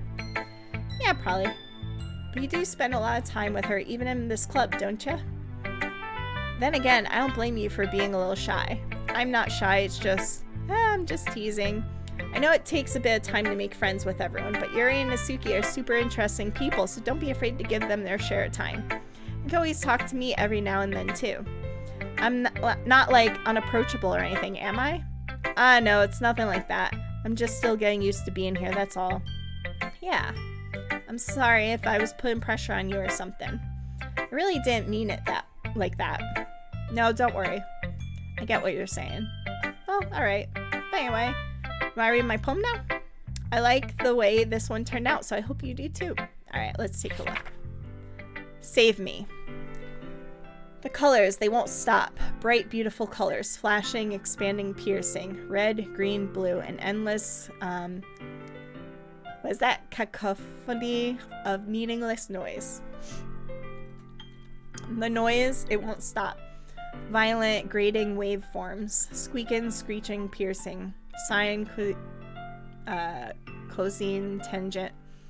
Like playing a chalkboard on a turntable. Like playing a vinyl on a pizza crust. An endless poem of meaningless. Load me.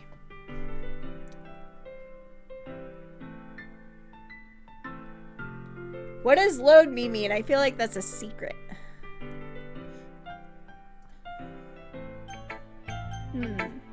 It's even more abstract than your last one, huh?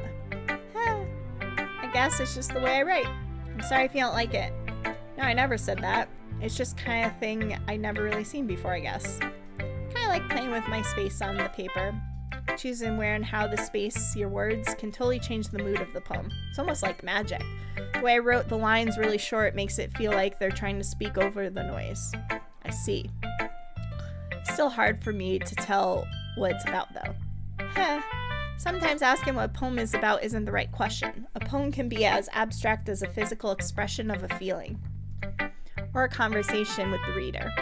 So to put it that way, not every poem is about something. Anyway, here's Monica's writing tip of the day. Sometimes you find yourself facing a difficult decision. When that happens, don't forget to save your game. What? Don't forget to save your game. Okay. You never know when you might change your mind, or when something unexpected happens. Wait, is this a tip about writing? What am I even talking about? That's my advice for today. Thanks for listening. Alright, I feel like I gotta save the game. Okay, everyone. We're all done reading each other's poems, right? I have something extra planned today, so if everyone could come sit at the front of the room. Is this about the festival? Well, sort of. Do we really have to do something for a festival? It's not like we could put together anything good in just a few days. Well, we'll just up embarrassing ourselves instead of getting any new members. That's a concern of mine as well. I don't really do well with last-minute preparations. Don't worry so much. We're going to keep it simple, okay?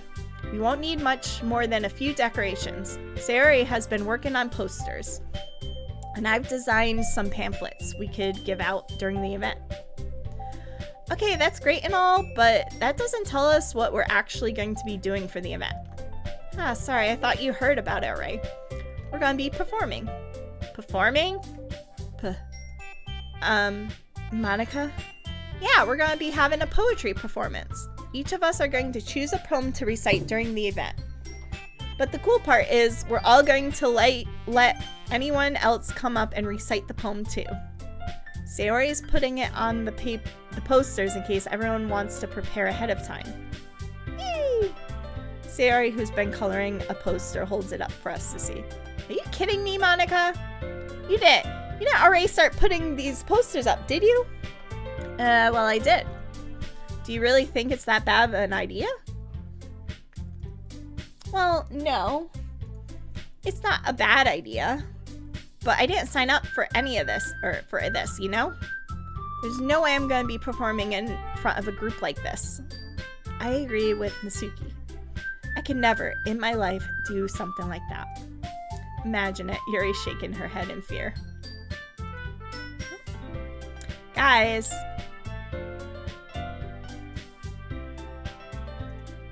No, Sayori. I understand where they're coming from. I remember that Natsuki and Yuri had never shared their poem with anyone until a couple of days ago. It's a lot to ask for them to recite their poems out loud for a whole room of people.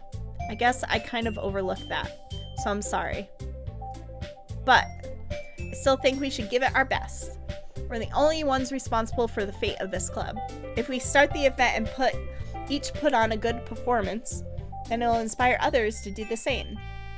And the more people who perform, the better we'll be able to show everyone what literature is all about. Yeah. And it's about expressing your feelings, being intimate with yourself, finding new horizons, and having fun. That's right. And it's those reasons we're all in this club today. Don't you want to share that with others?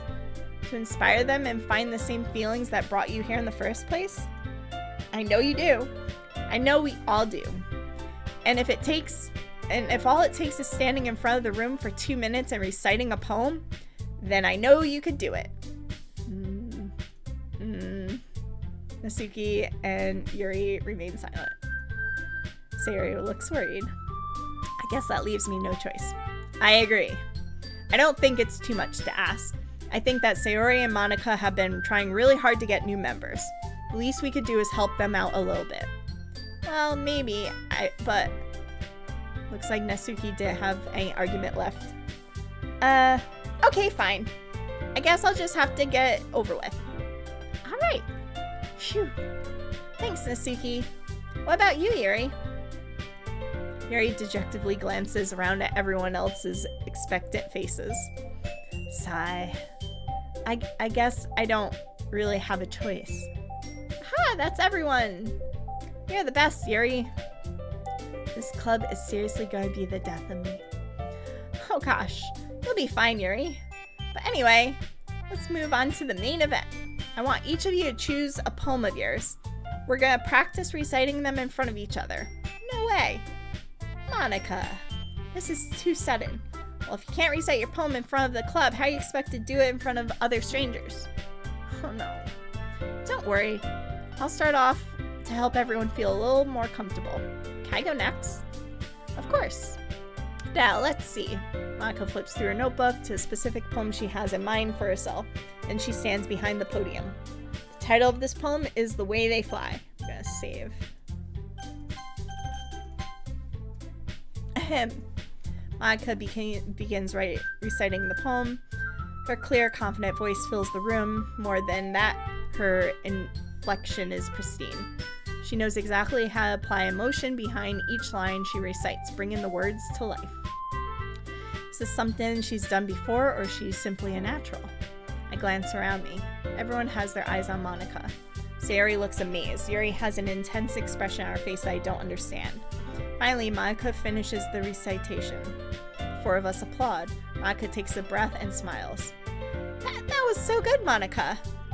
Thanks so much. I was just hoping to set a good example. Are you ready to go next, Sayori? I'll go next. What? Yuri's fired up all of a sudden. Yuri clutches a sheet of paper between her hands and stands up. Keeping her head down, she walks quietly over to the podium. This poem is called... Yuri anxiously glances at each of us. You could do it, Yuri. It is called After Image of a Crimson Eye. Yuri's voice shakes as she starts reading the poem. Just a moment ago, she practically refused to do this. Why is she suddenly putting in so much effort? As Yuri gets past the first couple of lines, her voice changes. It's almost like what happens when Yuri gets absorbed into her books. Her quivering words transform into the sharp syllables of a fierce and confident woman. The poem is full... Hey, how's it going? Oh, it's Monica! Hey, Monica. Amazing.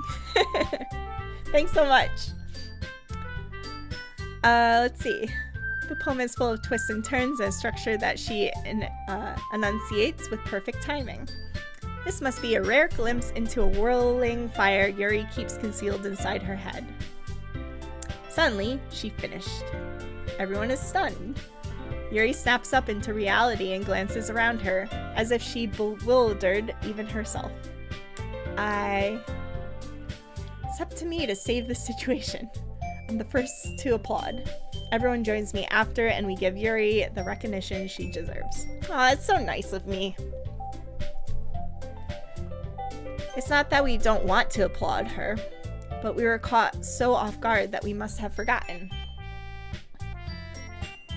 As we applaud, Yuri holds the poem to her chest and rushes back into her seat.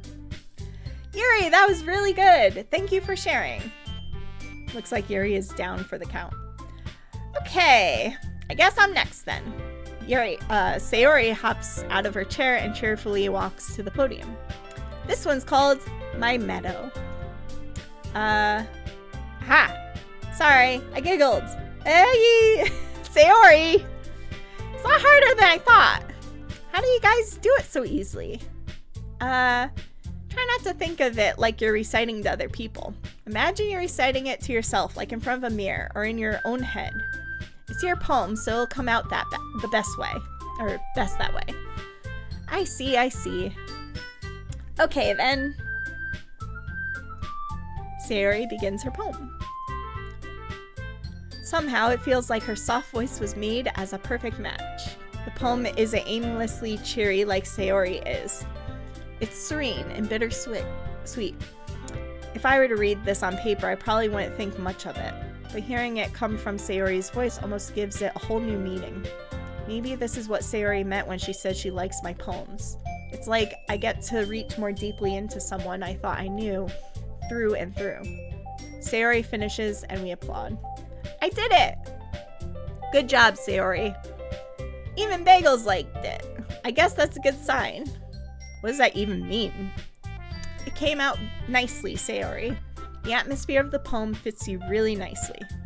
But it might be the other poems wouldn't work quite as well with that kind of delivery.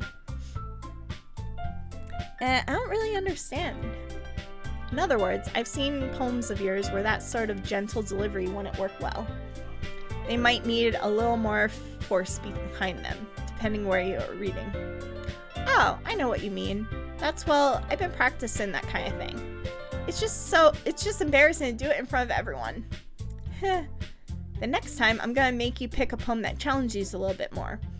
You don't have much time before the festival, you know? Okay. Now, who's next? Nasuki? Hold on, my cat is yelling at me. Come here, baby. Alright, everyone say hi to the Shred. He is an old senior cat. I gotta help him onto the futon. There you go. Okay.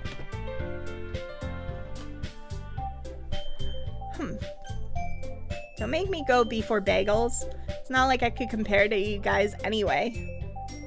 Might as well let bagels lower everyone's standards a little bit before I have to do it.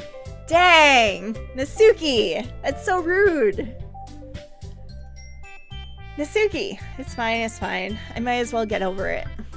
But it's not like I have much of a selection to what I read. I'll just have to go with what I wrote for today. I stand up in front of the podium, everyone has their eyes on me, making me feel terribly awkward. I recite my poem. Since I'm not exactly confident in my own writing, it's hard to put energy in it. Despite that, once I finish, I receive applause anyway. Sorry, I'm not very good as everyone else. Don't worry about it so much. I think it's less about your abilities and more about the lack of confidence in your writing. That's something that'll improve over time, though. Yeah, maybe. Alright then. That leaves you, Nasuki. Yeah. I'm going. Nasuki begrudgingly gets out of her seat and makes her way to the podium. The poem is called... Why are y'all looking at me? This is definitely a Nasuki reaction. Because you're presenting? Anyway, the poem is called Jump. Nasuki takes a breath. Once she starts reciting the poem, her sour attitude disappears a little. While she's still a little unenthused, her poem has a rhythm and rhyme to it. It's Nasuki's trademark style, and it works surprisingly well when spoken out loud. The words feel like they bounce up and down as if given life to the poem.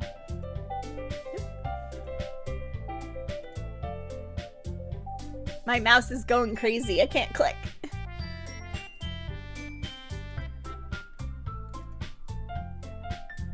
There, can we do that? Yeah. Nasuki finishes and everyone applauds. She huffs back to her seat. That wasn't so bad, was it? Easy for you to say. You better not make me do that again. Well, do you at least feel prepared enough to recite a poem in front of other people? I mean, doing it in front of other people would be way easier. I can put on whatever face I want for other people. But when it's just my friends, it's just embarrassing. That's a surprise, Nasuki. I think it would be the other way around for me. Well, it's just how it is, so? Well, I guess in that case, you won't have much to worry about for the festival. That said, I want to thank everyone for coming through. It might be hard, but I hope that you all have an idea of what it's like now. Make sure to pick a poem and get enough practice before the festival, okay? I'll be making pamphlets, so let me know ahead of time what you'll be reciting. Jeez. I should probably find some other poem to recite instead. That's fine too. It doesn't have to be your own. I'm already pleasantly surprised that you're putting in all this effort for the club.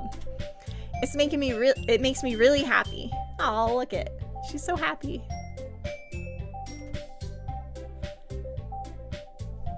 Yeah, no problem.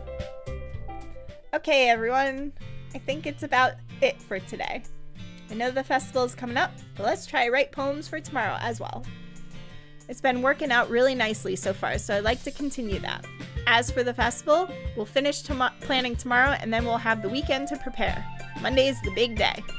I can't wait. I can do this. I could do this. All right, then. I stand up. There's no way I'll be able to find the same enthusiasm as Sayori and Monica, but I'll do my best to get through. It's for the sake of the club. And impressing Monica. Then I'll have to do my best. Ready to go, Sayori? Yep. Look at you two always going home together like that. It's kind of adorable, isn't it? Geez, guys. Don't make such a big deal out of it. It must be a little nice, though.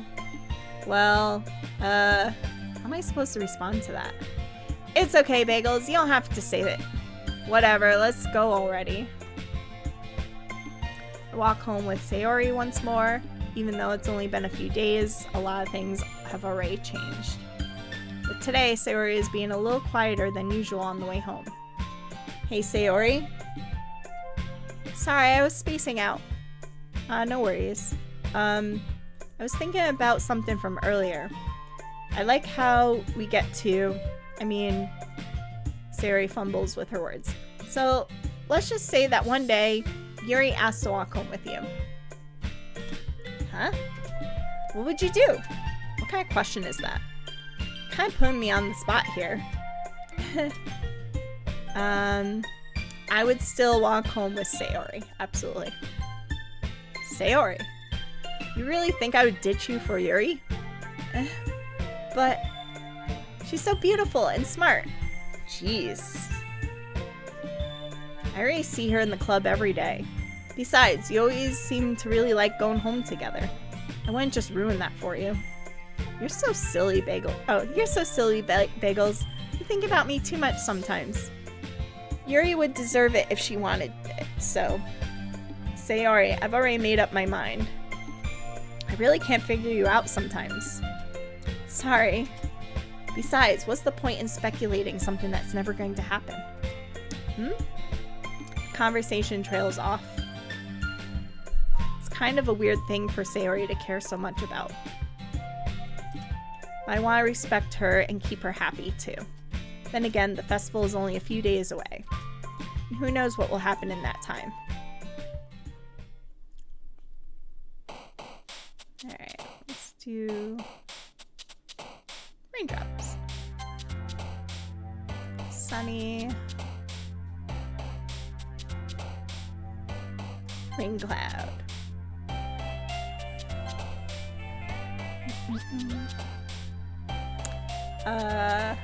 Pout.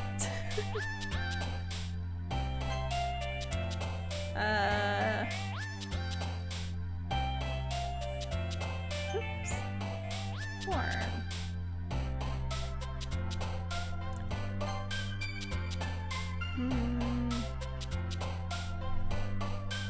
Oh.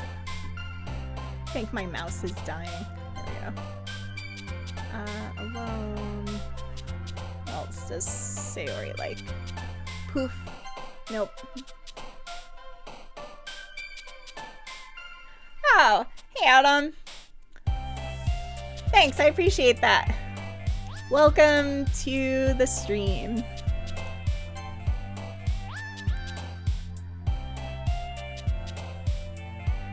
Yeah, they had a good stream going. I was listening in for a little bit. Awesome. Broken. Empty. Grief. My gosh. This person is, I think, depressed.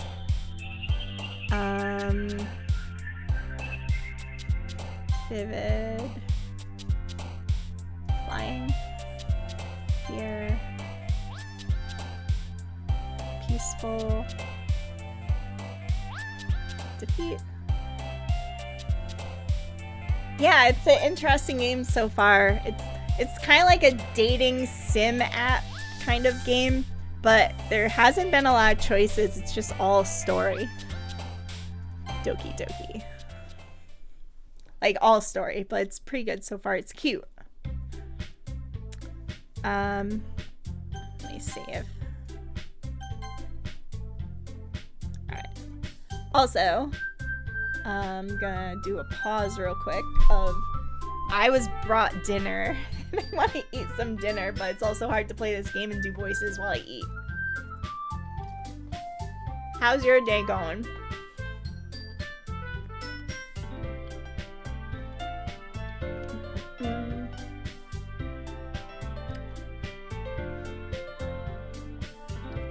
My husband's family makes pierogies, so I'm eating homemade pierogies, and it's so good.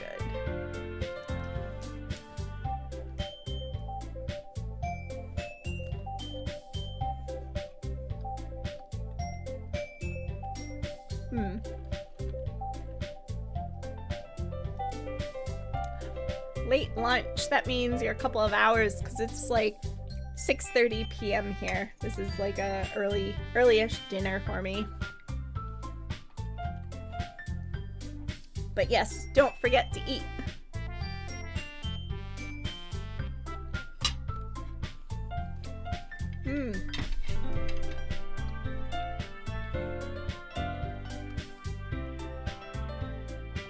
Artichoke ravioli sounds amazing. Do you like make it? Or it's like bought somewhere?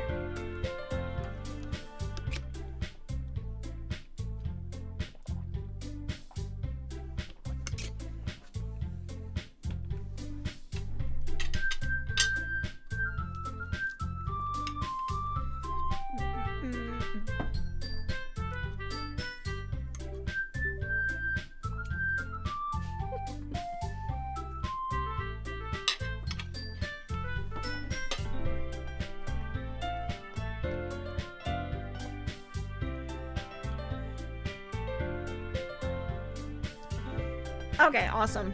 That's a really good idea. I might have to steal that idea next time I make like raviolis with some artichokes in there. Yes.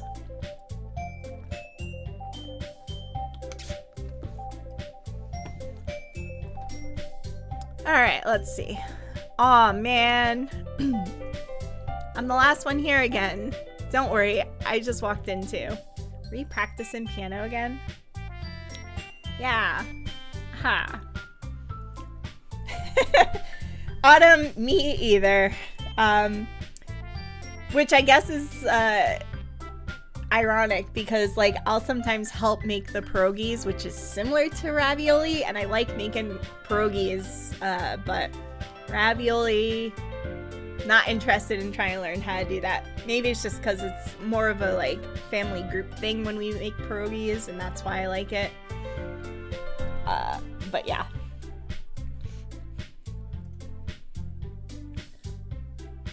Let's see. You must have a lot of determination. Starting with this club and now picking up piano. Monica is an overachiever. Yeah, group cooking definitely a lot more fun.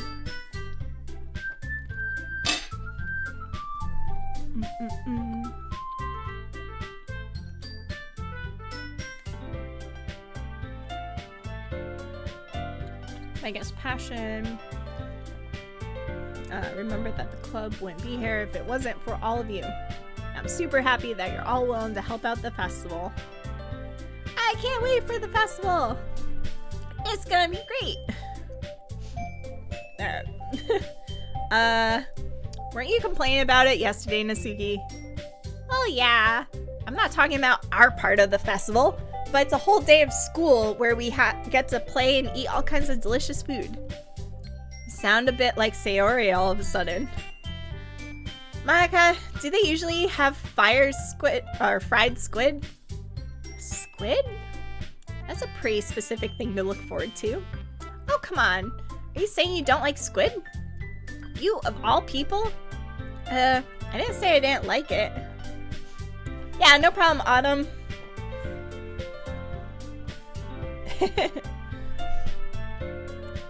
Let's see. Besides, what do you mean by all you people? Because it's right in your name. Monica. Eh? That's not how you say my name at all. Also, that joke makes no sense in translation. Ah, never mind. Let's just focus on our own event for now, okay? Fine.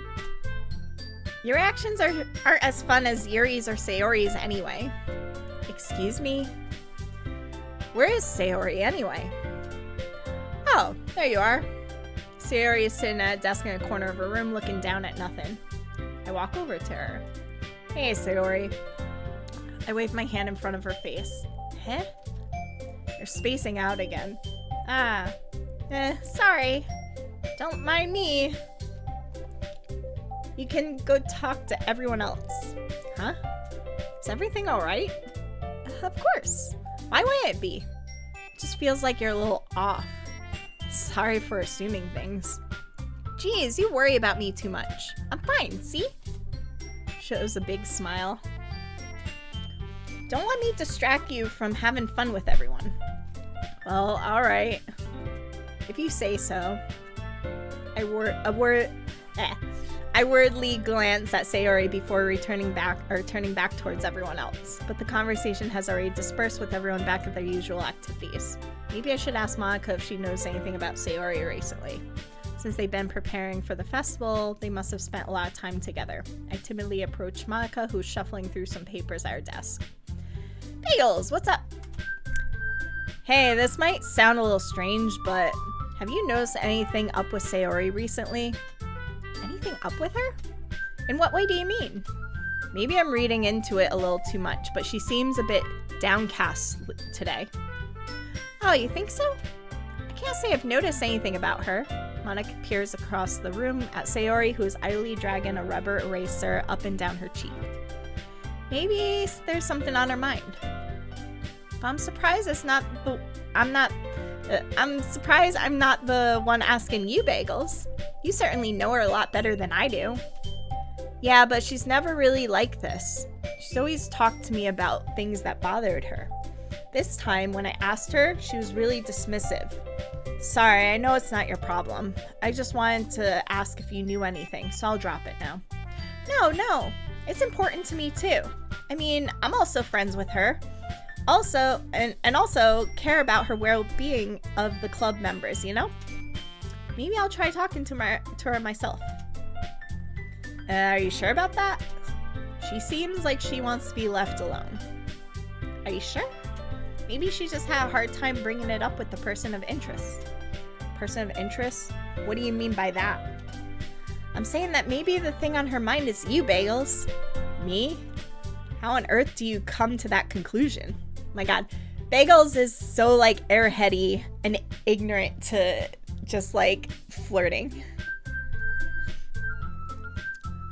Well, I probably shouldn't say too much, but Sayori talks about you more than anything else, you know? She's been so much happier ever since you joined the club. It's like an extra light was turned on inside of her. What? No way.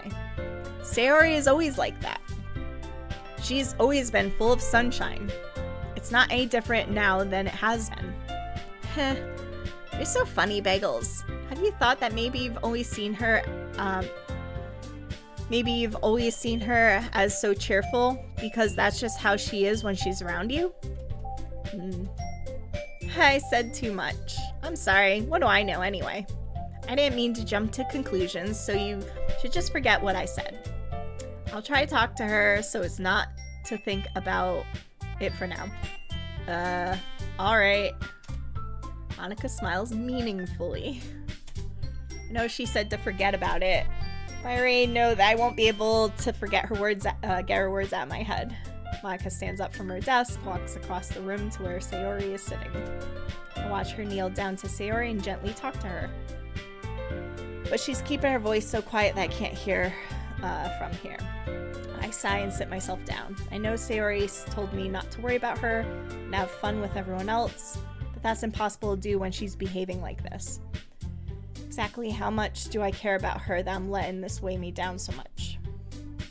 Now it feels like, oops. Hey, Carpenter, thanks for the follow. Also,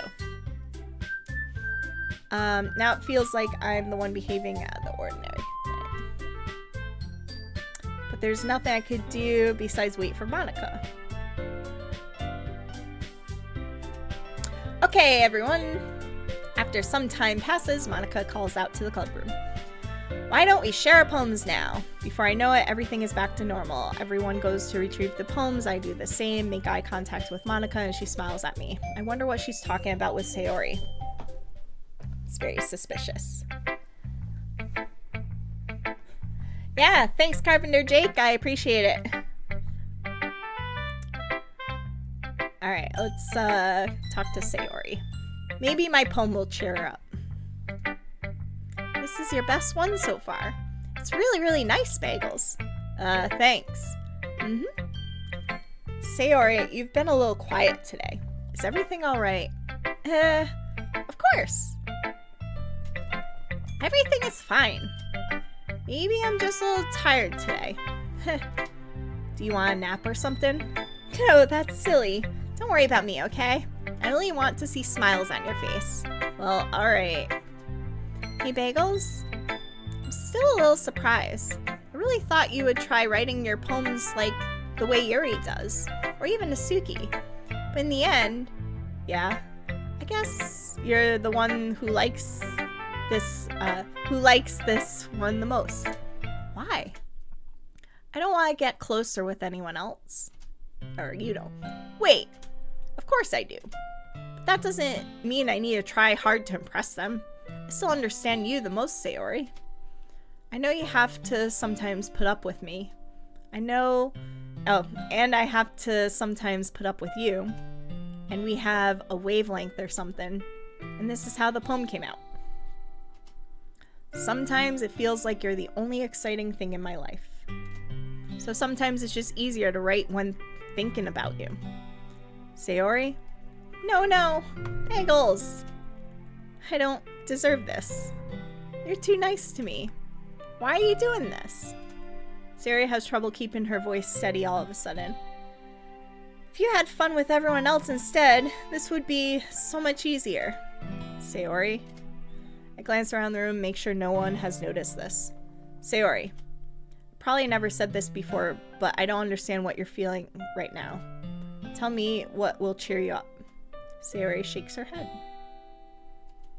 She sniffles and keeps shaking her head. Finally, she gathers herself and puts on a smile. It's nothing, Bagels. It's just a little rain cloud. I'm sorry you had to see that. My gosh, this person is depressed. I think that's what's happening here. I promise it won't happen again. No, it's okay to be sad, Sayori. Just smiles for everyone, okay? Oh god, okay. That's all that matters. Go play with everyone else. I'm gonna go home a little bit early today.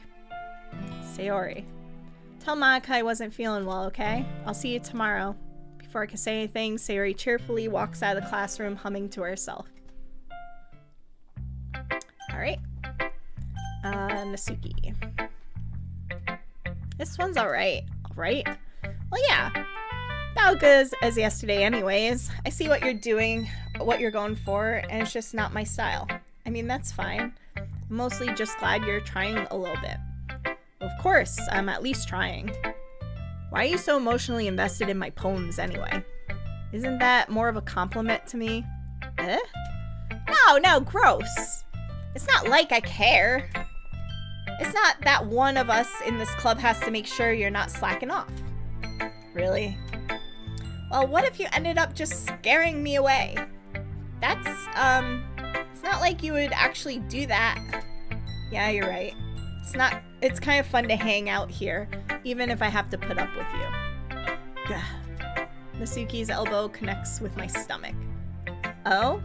Maybe I won't mind scaring you away after all. I was just joking. Oh, I know. Don't worry, I was too. Aha.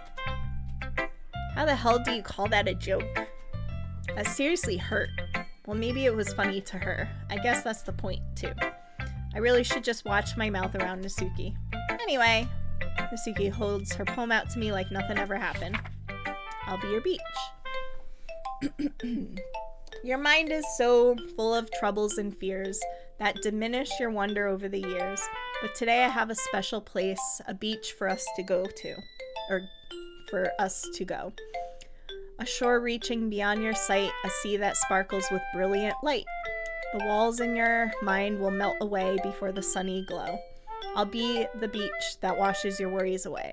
I'll be the beach that you daydream about each day. I'll be the beach that makes your heart leap in a way you thought had left you long ago. Let's bury your heavy thoughts in a pile of sand, bathe in sunbeams, and hold my hand. Wash your insecurities in the salty sea, and let me see you shine. Let's leave your memories in a footprint trail, set you free in my windy sail.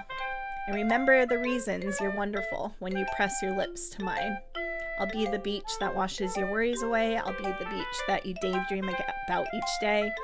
I'll be the beach that makes your heart leap in a way you thought had left you long ago. But if you let me be by your side, your own beach, your own escape, you'll learn to love yourself again. All right.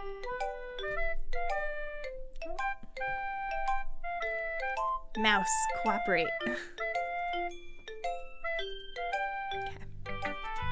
Yeah. I felt like I kept writing about negative things, so I wanted to write something with a nice message for once. Besides, the beach is awesome. Kind of hard to write anything negative about the beach. So you decided to write about the beach first and then came up with the message later? Yeah, well, it's only because of what happened yesterday. I mean, after Yuri and I realized we kind of wrote about the same thing, she wanted to pick a topic and have us both write about it or whatevs. You really can't see her doing that too. Making us write about a simple topic, then trying to impress me by coming up with something all fancy. Well, it's not like I care. I just did it anyway. I mean, I guess mine ended up being kind of metaphorical too. But there's nothing wrong with doing it once in a while. At the very least, it was good practice. Alright, let's talk to Yuri.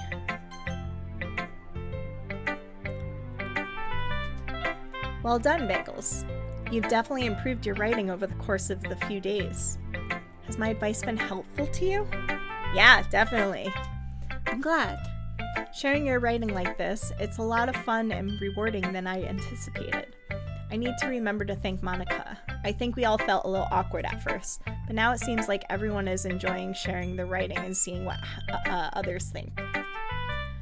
I guess I can't really disagree. I was afraid this whole thing would be a chore, but it's great for me to spend some personal time with all the girls in the club.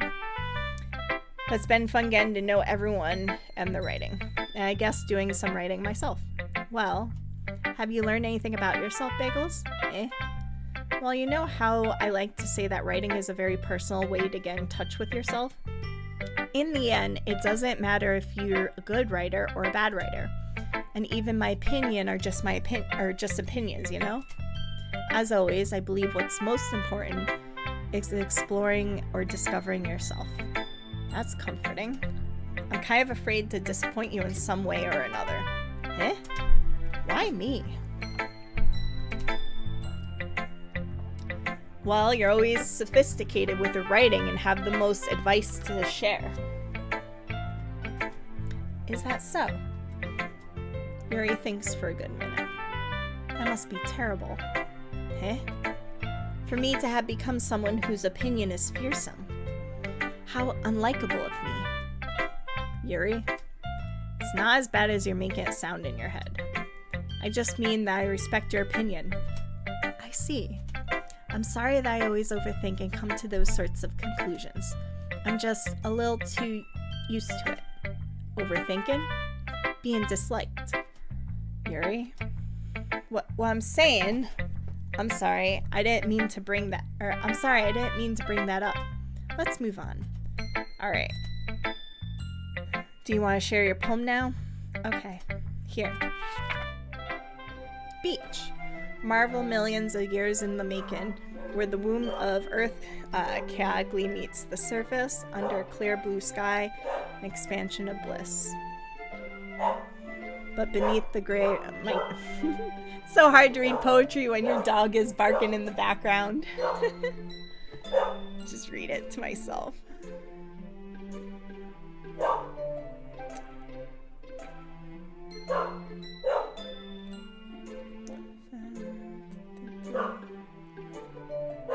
So much barking.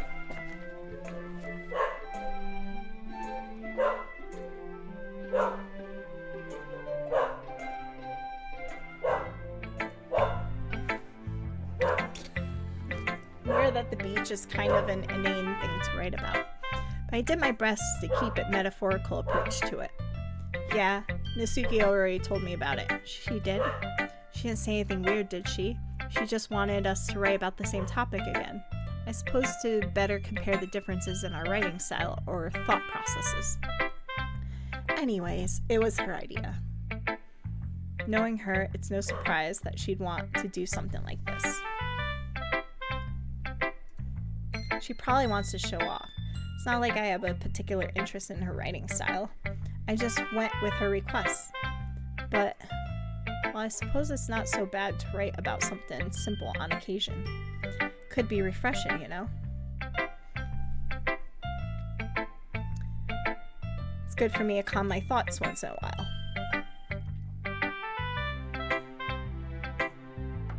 Okay. Yeah, I think I agree. Thanks for sharing.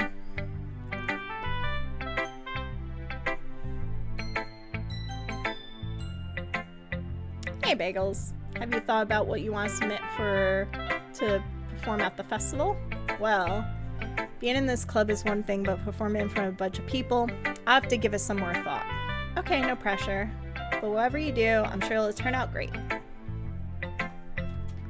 It also makes me happy to see. Aha! Anyway, let's take a look at your today's poem. Sure. Let Monica take the poem I'm holding in my hands. It's kind of funny. How so? No, not the poem. I mean, it's funny how your poems and Sayori's poems have been getting more and more similar to each other every day. I'm surprised you're so in sync with her. Then again, you've been spending a lot of time together lately, haven't you? I guess you could say that. Although we kind of grew up as best friends. I've been seeing as much of her this past year. But since I joined the club, we've been spending a lot of time together. I see. That reminds me about how Sayori's been a little bit off today. Yeah, did she tell you something? Well, Bagels, you haven't been flirting with her, have you? Of course not. I've been treating her like I always do. Alright, just making sure. I know how much you care about her. It'd be terrible if something bad happened to her, so keep an eye on her. Sayori's been acting so much happier ever since you joined the club. What could have happened all of a sudden? Well, never mind. This really isn't the time to be talking about this. Anyway, I'll share my poem with you now, alright? Alright. Lady who knows everything. An old tale tells you of a lady who wanders earth, the lady who knows everything, a beautiful lady who has found every answer, all meaning, all purpose, and all that ever sought. And here I am, a feather. Lost adrift the sky, victim of the currents of the wind.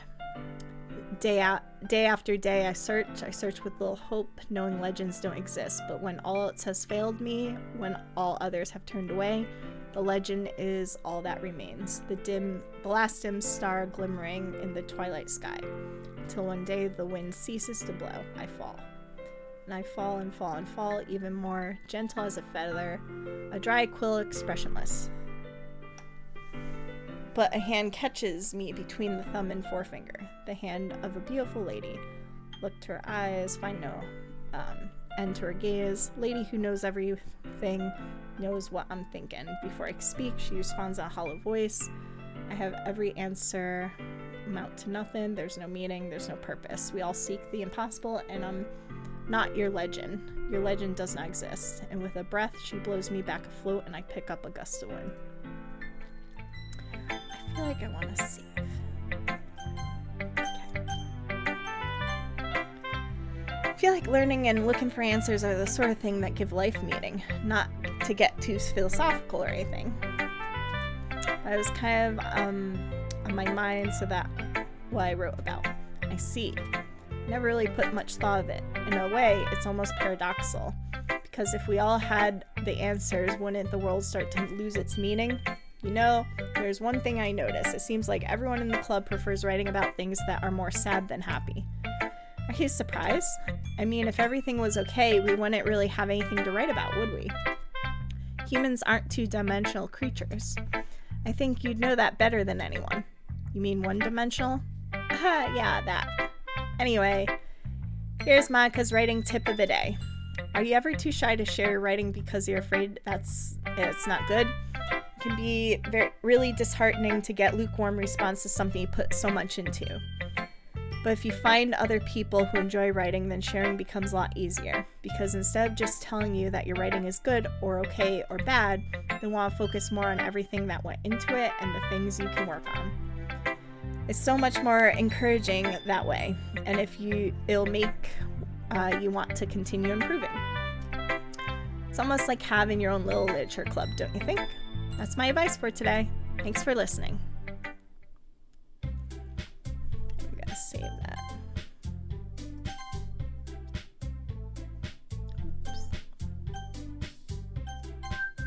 Alright, you three, we're all done sharing poems, right? Why don't we start figuring out... Hold on a sec. Is it me or did you say something strange just now? Eh? Something did sound a bit unusual. That's right. You deviated from your usual catchphrase when addressing the club. Catchphrase? I don't have a catchphrase. Jeez. Why is the mood so weird today? Look, even Yuri isn't immune to it. Stagnating air is common foreshadowing that something terrible is about to happen. Oh no, is something terrible about to happen? In your books, maybe. Look, the only thing different is that Sayori isn't here. It seems you're right. Sigh. Sayori always helps lighten the mood a bit, doesn't she? It's almost like everyone's balance is thrown off a little when she's not around. Where the heck did she run off to anyway? I thought she just went to pee. Nasuki, please show some decency. Oh, come on. She actually wasn't feeling too well and went home early. Is that so? I hope she's alright. Seriously? Of all the times to not go home with her, you pick the time she's not feeling well? So much for you two being all lovey-dovey. No. First of all, stop misunderstanding my friendship with Sayori. And second, she's kind of been avoiding me today, so I didn't want to force it. Huh? That's curious expression coming from Yuri of all people. Calm down, guys. I talked to her earlier and everything's fine. What did she say? Anyway, we need to figure out the rest of the festival preparations, so let's decide what everyone will be doing this weekend. I already know what I'm doing. That's right. Nasuki will be making cupcakes, but we might need a lot of them, different flavors. Can you handle that all by yourself, Nasuki? Challenge accepted. And as for myself, I'm going to be printing and assembling all the poetry pamphlets. Sayori will be helping me design them. And as for Yuri, you can... Guys, can you help me come up with something for Yuri? I'm useless. No, that's not it at all. You're the most talented person here, you know? Now Nasuki's pouting too? Jeez, even I can tell now. I guess I never gave Sayori enough credit, but I can tell things are even harder on you when she's not around. That may be the case. But I can't also be a leader on my own, and then I won't grow as a person. So Yuri, you have beautiful handwriting, you know? So you should make some banners and decorations to help set the atmosphere. Atmosphere? About that. I love atmosphere. Yuri's expression suddenly changes as her stare at her desk and focus and starts nodding to herself. Your mind is already racing, I see. That's great. You'll be a wonderful help, Yuri. But anyway, that just leaves you, Bagels. The one who's truly useless. Don't say that. In fact, both Nasuki and Yuri have some pretty heavy tasks to handle. It would probably go a long way to give one of them a hand. You can always help me out as well. I'd really be appreciative of that. That's Monica suggesting I spend the weekend with one of my club members. How on earth are they gonna respond to a suggestion like that? Suppose I wouldn't mind a bit of help. Well, even if you don't know how to bake, there's always some dirty work I could give you. It's not like Monica's gonna give me a choice, and you shouldn't be sitting on your butt anyway. Nasuki tries to mumble a bunch of excuses like that. If I recall, Nasuki, you mentioned that you would like to handle the bacon on your own. Bagels may not like to be around if you only make him out to be a nuisance. So therefore, he may be more suited to assist with decorations. Hold on, I never said that. How hard could it be to make a few decorations anyway? Sounds more like you're making excuses for Bagels, too. Need a drink.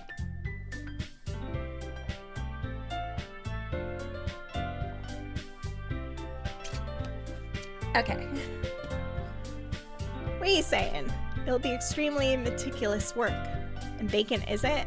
And what do you think? Guys, let's settle down for a moment. In the end, I think it's up to Bagels to decide how he'd like to contribute. Besides, he hasn't really gotten a chance to spend any time with me yet, you know? So I'm sure he's interested in. You literally just said that. I'm surprised as well. Sorry. I was just saying though, jeez. Can we just settle this already? Yeah, alright. I gotta make a decision, I think. It's up to me.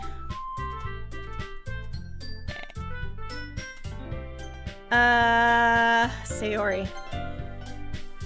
I mean, if it's gonna be anyone, I prefer to help Sayori. I mean, we're already neighbors, and Monica said that Sayori was helping her. Jeez, do you really hate us that much? No.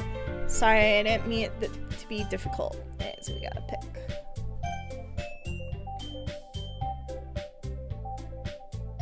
Let's help Monica. Guess I should help Monica. Yay, you picked me. Hold on a sec. Yeah. Monica, you're the one that needs the least help out of all of us. But I agree with Natsuki. Not only is your work already most suited for one person, but you already have Sayori as well.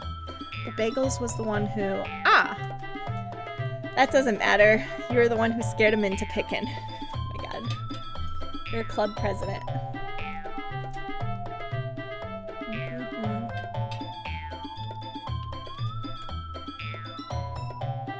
I'm reading to myself as I chew.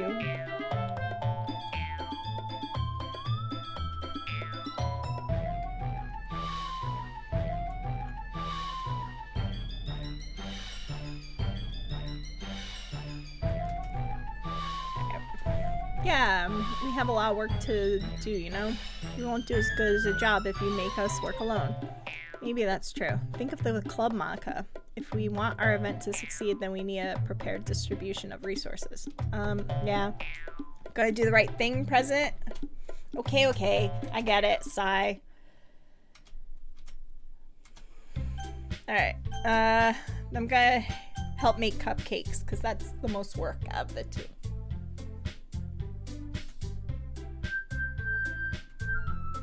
Don't worry, bacon's a ton of fun. Definitely agree. Yeah. Just a minute, you were saying that. That's because... Never mind, okay. Alright. That's good, even though Yuri is being melodramatic, it's a little hard not to feel bad. I feel like I want to save.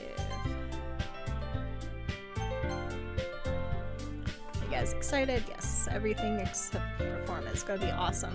I don't think that really counts. What about you, Bagels? Me? I guess you could say I'm interested to see how it'll turn out. That's good enough for me. What about you, Yuri? Yuri? She's still sulking. Starts pouting too. It's not that big of a deal or anything. Well, it might be just that. I think that Yuri might just be feeling a little underappreciated in general. Having to come up with something for her to do and then nobody offering to help. It doesn't mean, look. Natsuki goes over and puts her hands down on Yuri's shoulder. Yuri, you really are the most talented one here. And you're gonna help make the event a lot more fun and welcoming. I mean, the cupcakes will probably help a lot too. But you're gonna make the atmosphere special. It'll be really important for the way that people feel during the performances. So, you need to stop being dumb and give yourself a little more credit. Natsuki reaches her hands and turns around and faces the other direction. You didn't really mean that, did you? No, not really, but Yuri isn't the only one surprised. Monica and I are also taken back by Natsuki's words. Natsuki, of all people, to be saying such encouraging things. But I beg to understand. Natsuki was trying to sound like Sayori.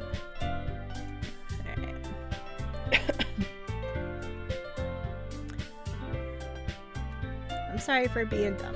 I'm going to do my best, and all of us are going to make it really great event. Yeah. I hope to see everyone do their best, but with that, there's nothing more for today, so I guess it's time for us to head out. Okay, but I'm staying here a bit longer. I barely got to do a reading today, so fair enough, there's nothing wrong with that. Alright, everyone packs up their things, start to follow Monica and Yuri out the door, and they chat between each other. Where are you going? Huh? We still need to figure out plans for the weekend. You literally would have gone home realizing you don't even have a way to contact me. That's true. No idea how it slipped my mind. Geez, good thing I stopped you. Giving you my number, okay? You better not make it awkward or anything. Why would I do that? Masuki gives me your number. Okay, I'm coming over on Sunday. I'll bring all the ingredients. Wait, you're coming to my house? Well, yeah, what's wrong with that? I mean, I just figured since I'm the one helping, I'd be going to your house. Yeah, right. Like I could have a guy over to my house. My dad would kill me. Really? It's kind of strict if you ask me. Yeah, how do you think I feel? Can't do anything when my dad is home. Anyway, just need to complain for a sec. We have each other's numbers now. That's all I needed from you. Guess I'll text you when I'm coming over. Alright, fine by me. Yeah. I'm really gonna show you why I love bacon so much. So you better look forward to it. Oh? Didn't you say you were going to give me the dirty work? Well, I was just saying that. It's not like I could act like in front of everyone that I was looking forward to this. Wait, really? Oh, kind of. Just because I never got to bake with someone else. That's all it is, so. Alright, I get it. Sorry for overacting. Anyway, I'll be heading out. See you on Sunday. Never mind. Alright. Save. Do some of this.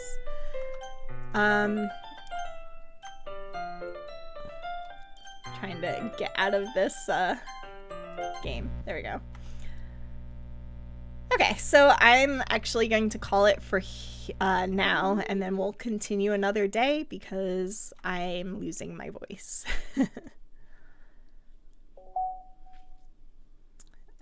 Quit. Okay. Yeah, so thank you so much to everybody that hopped on and was hanging out with me. I really appreciate it. Yeah, thanks Autumn for hanging out and appreciate it. So I will see everybody later. All right. Bye.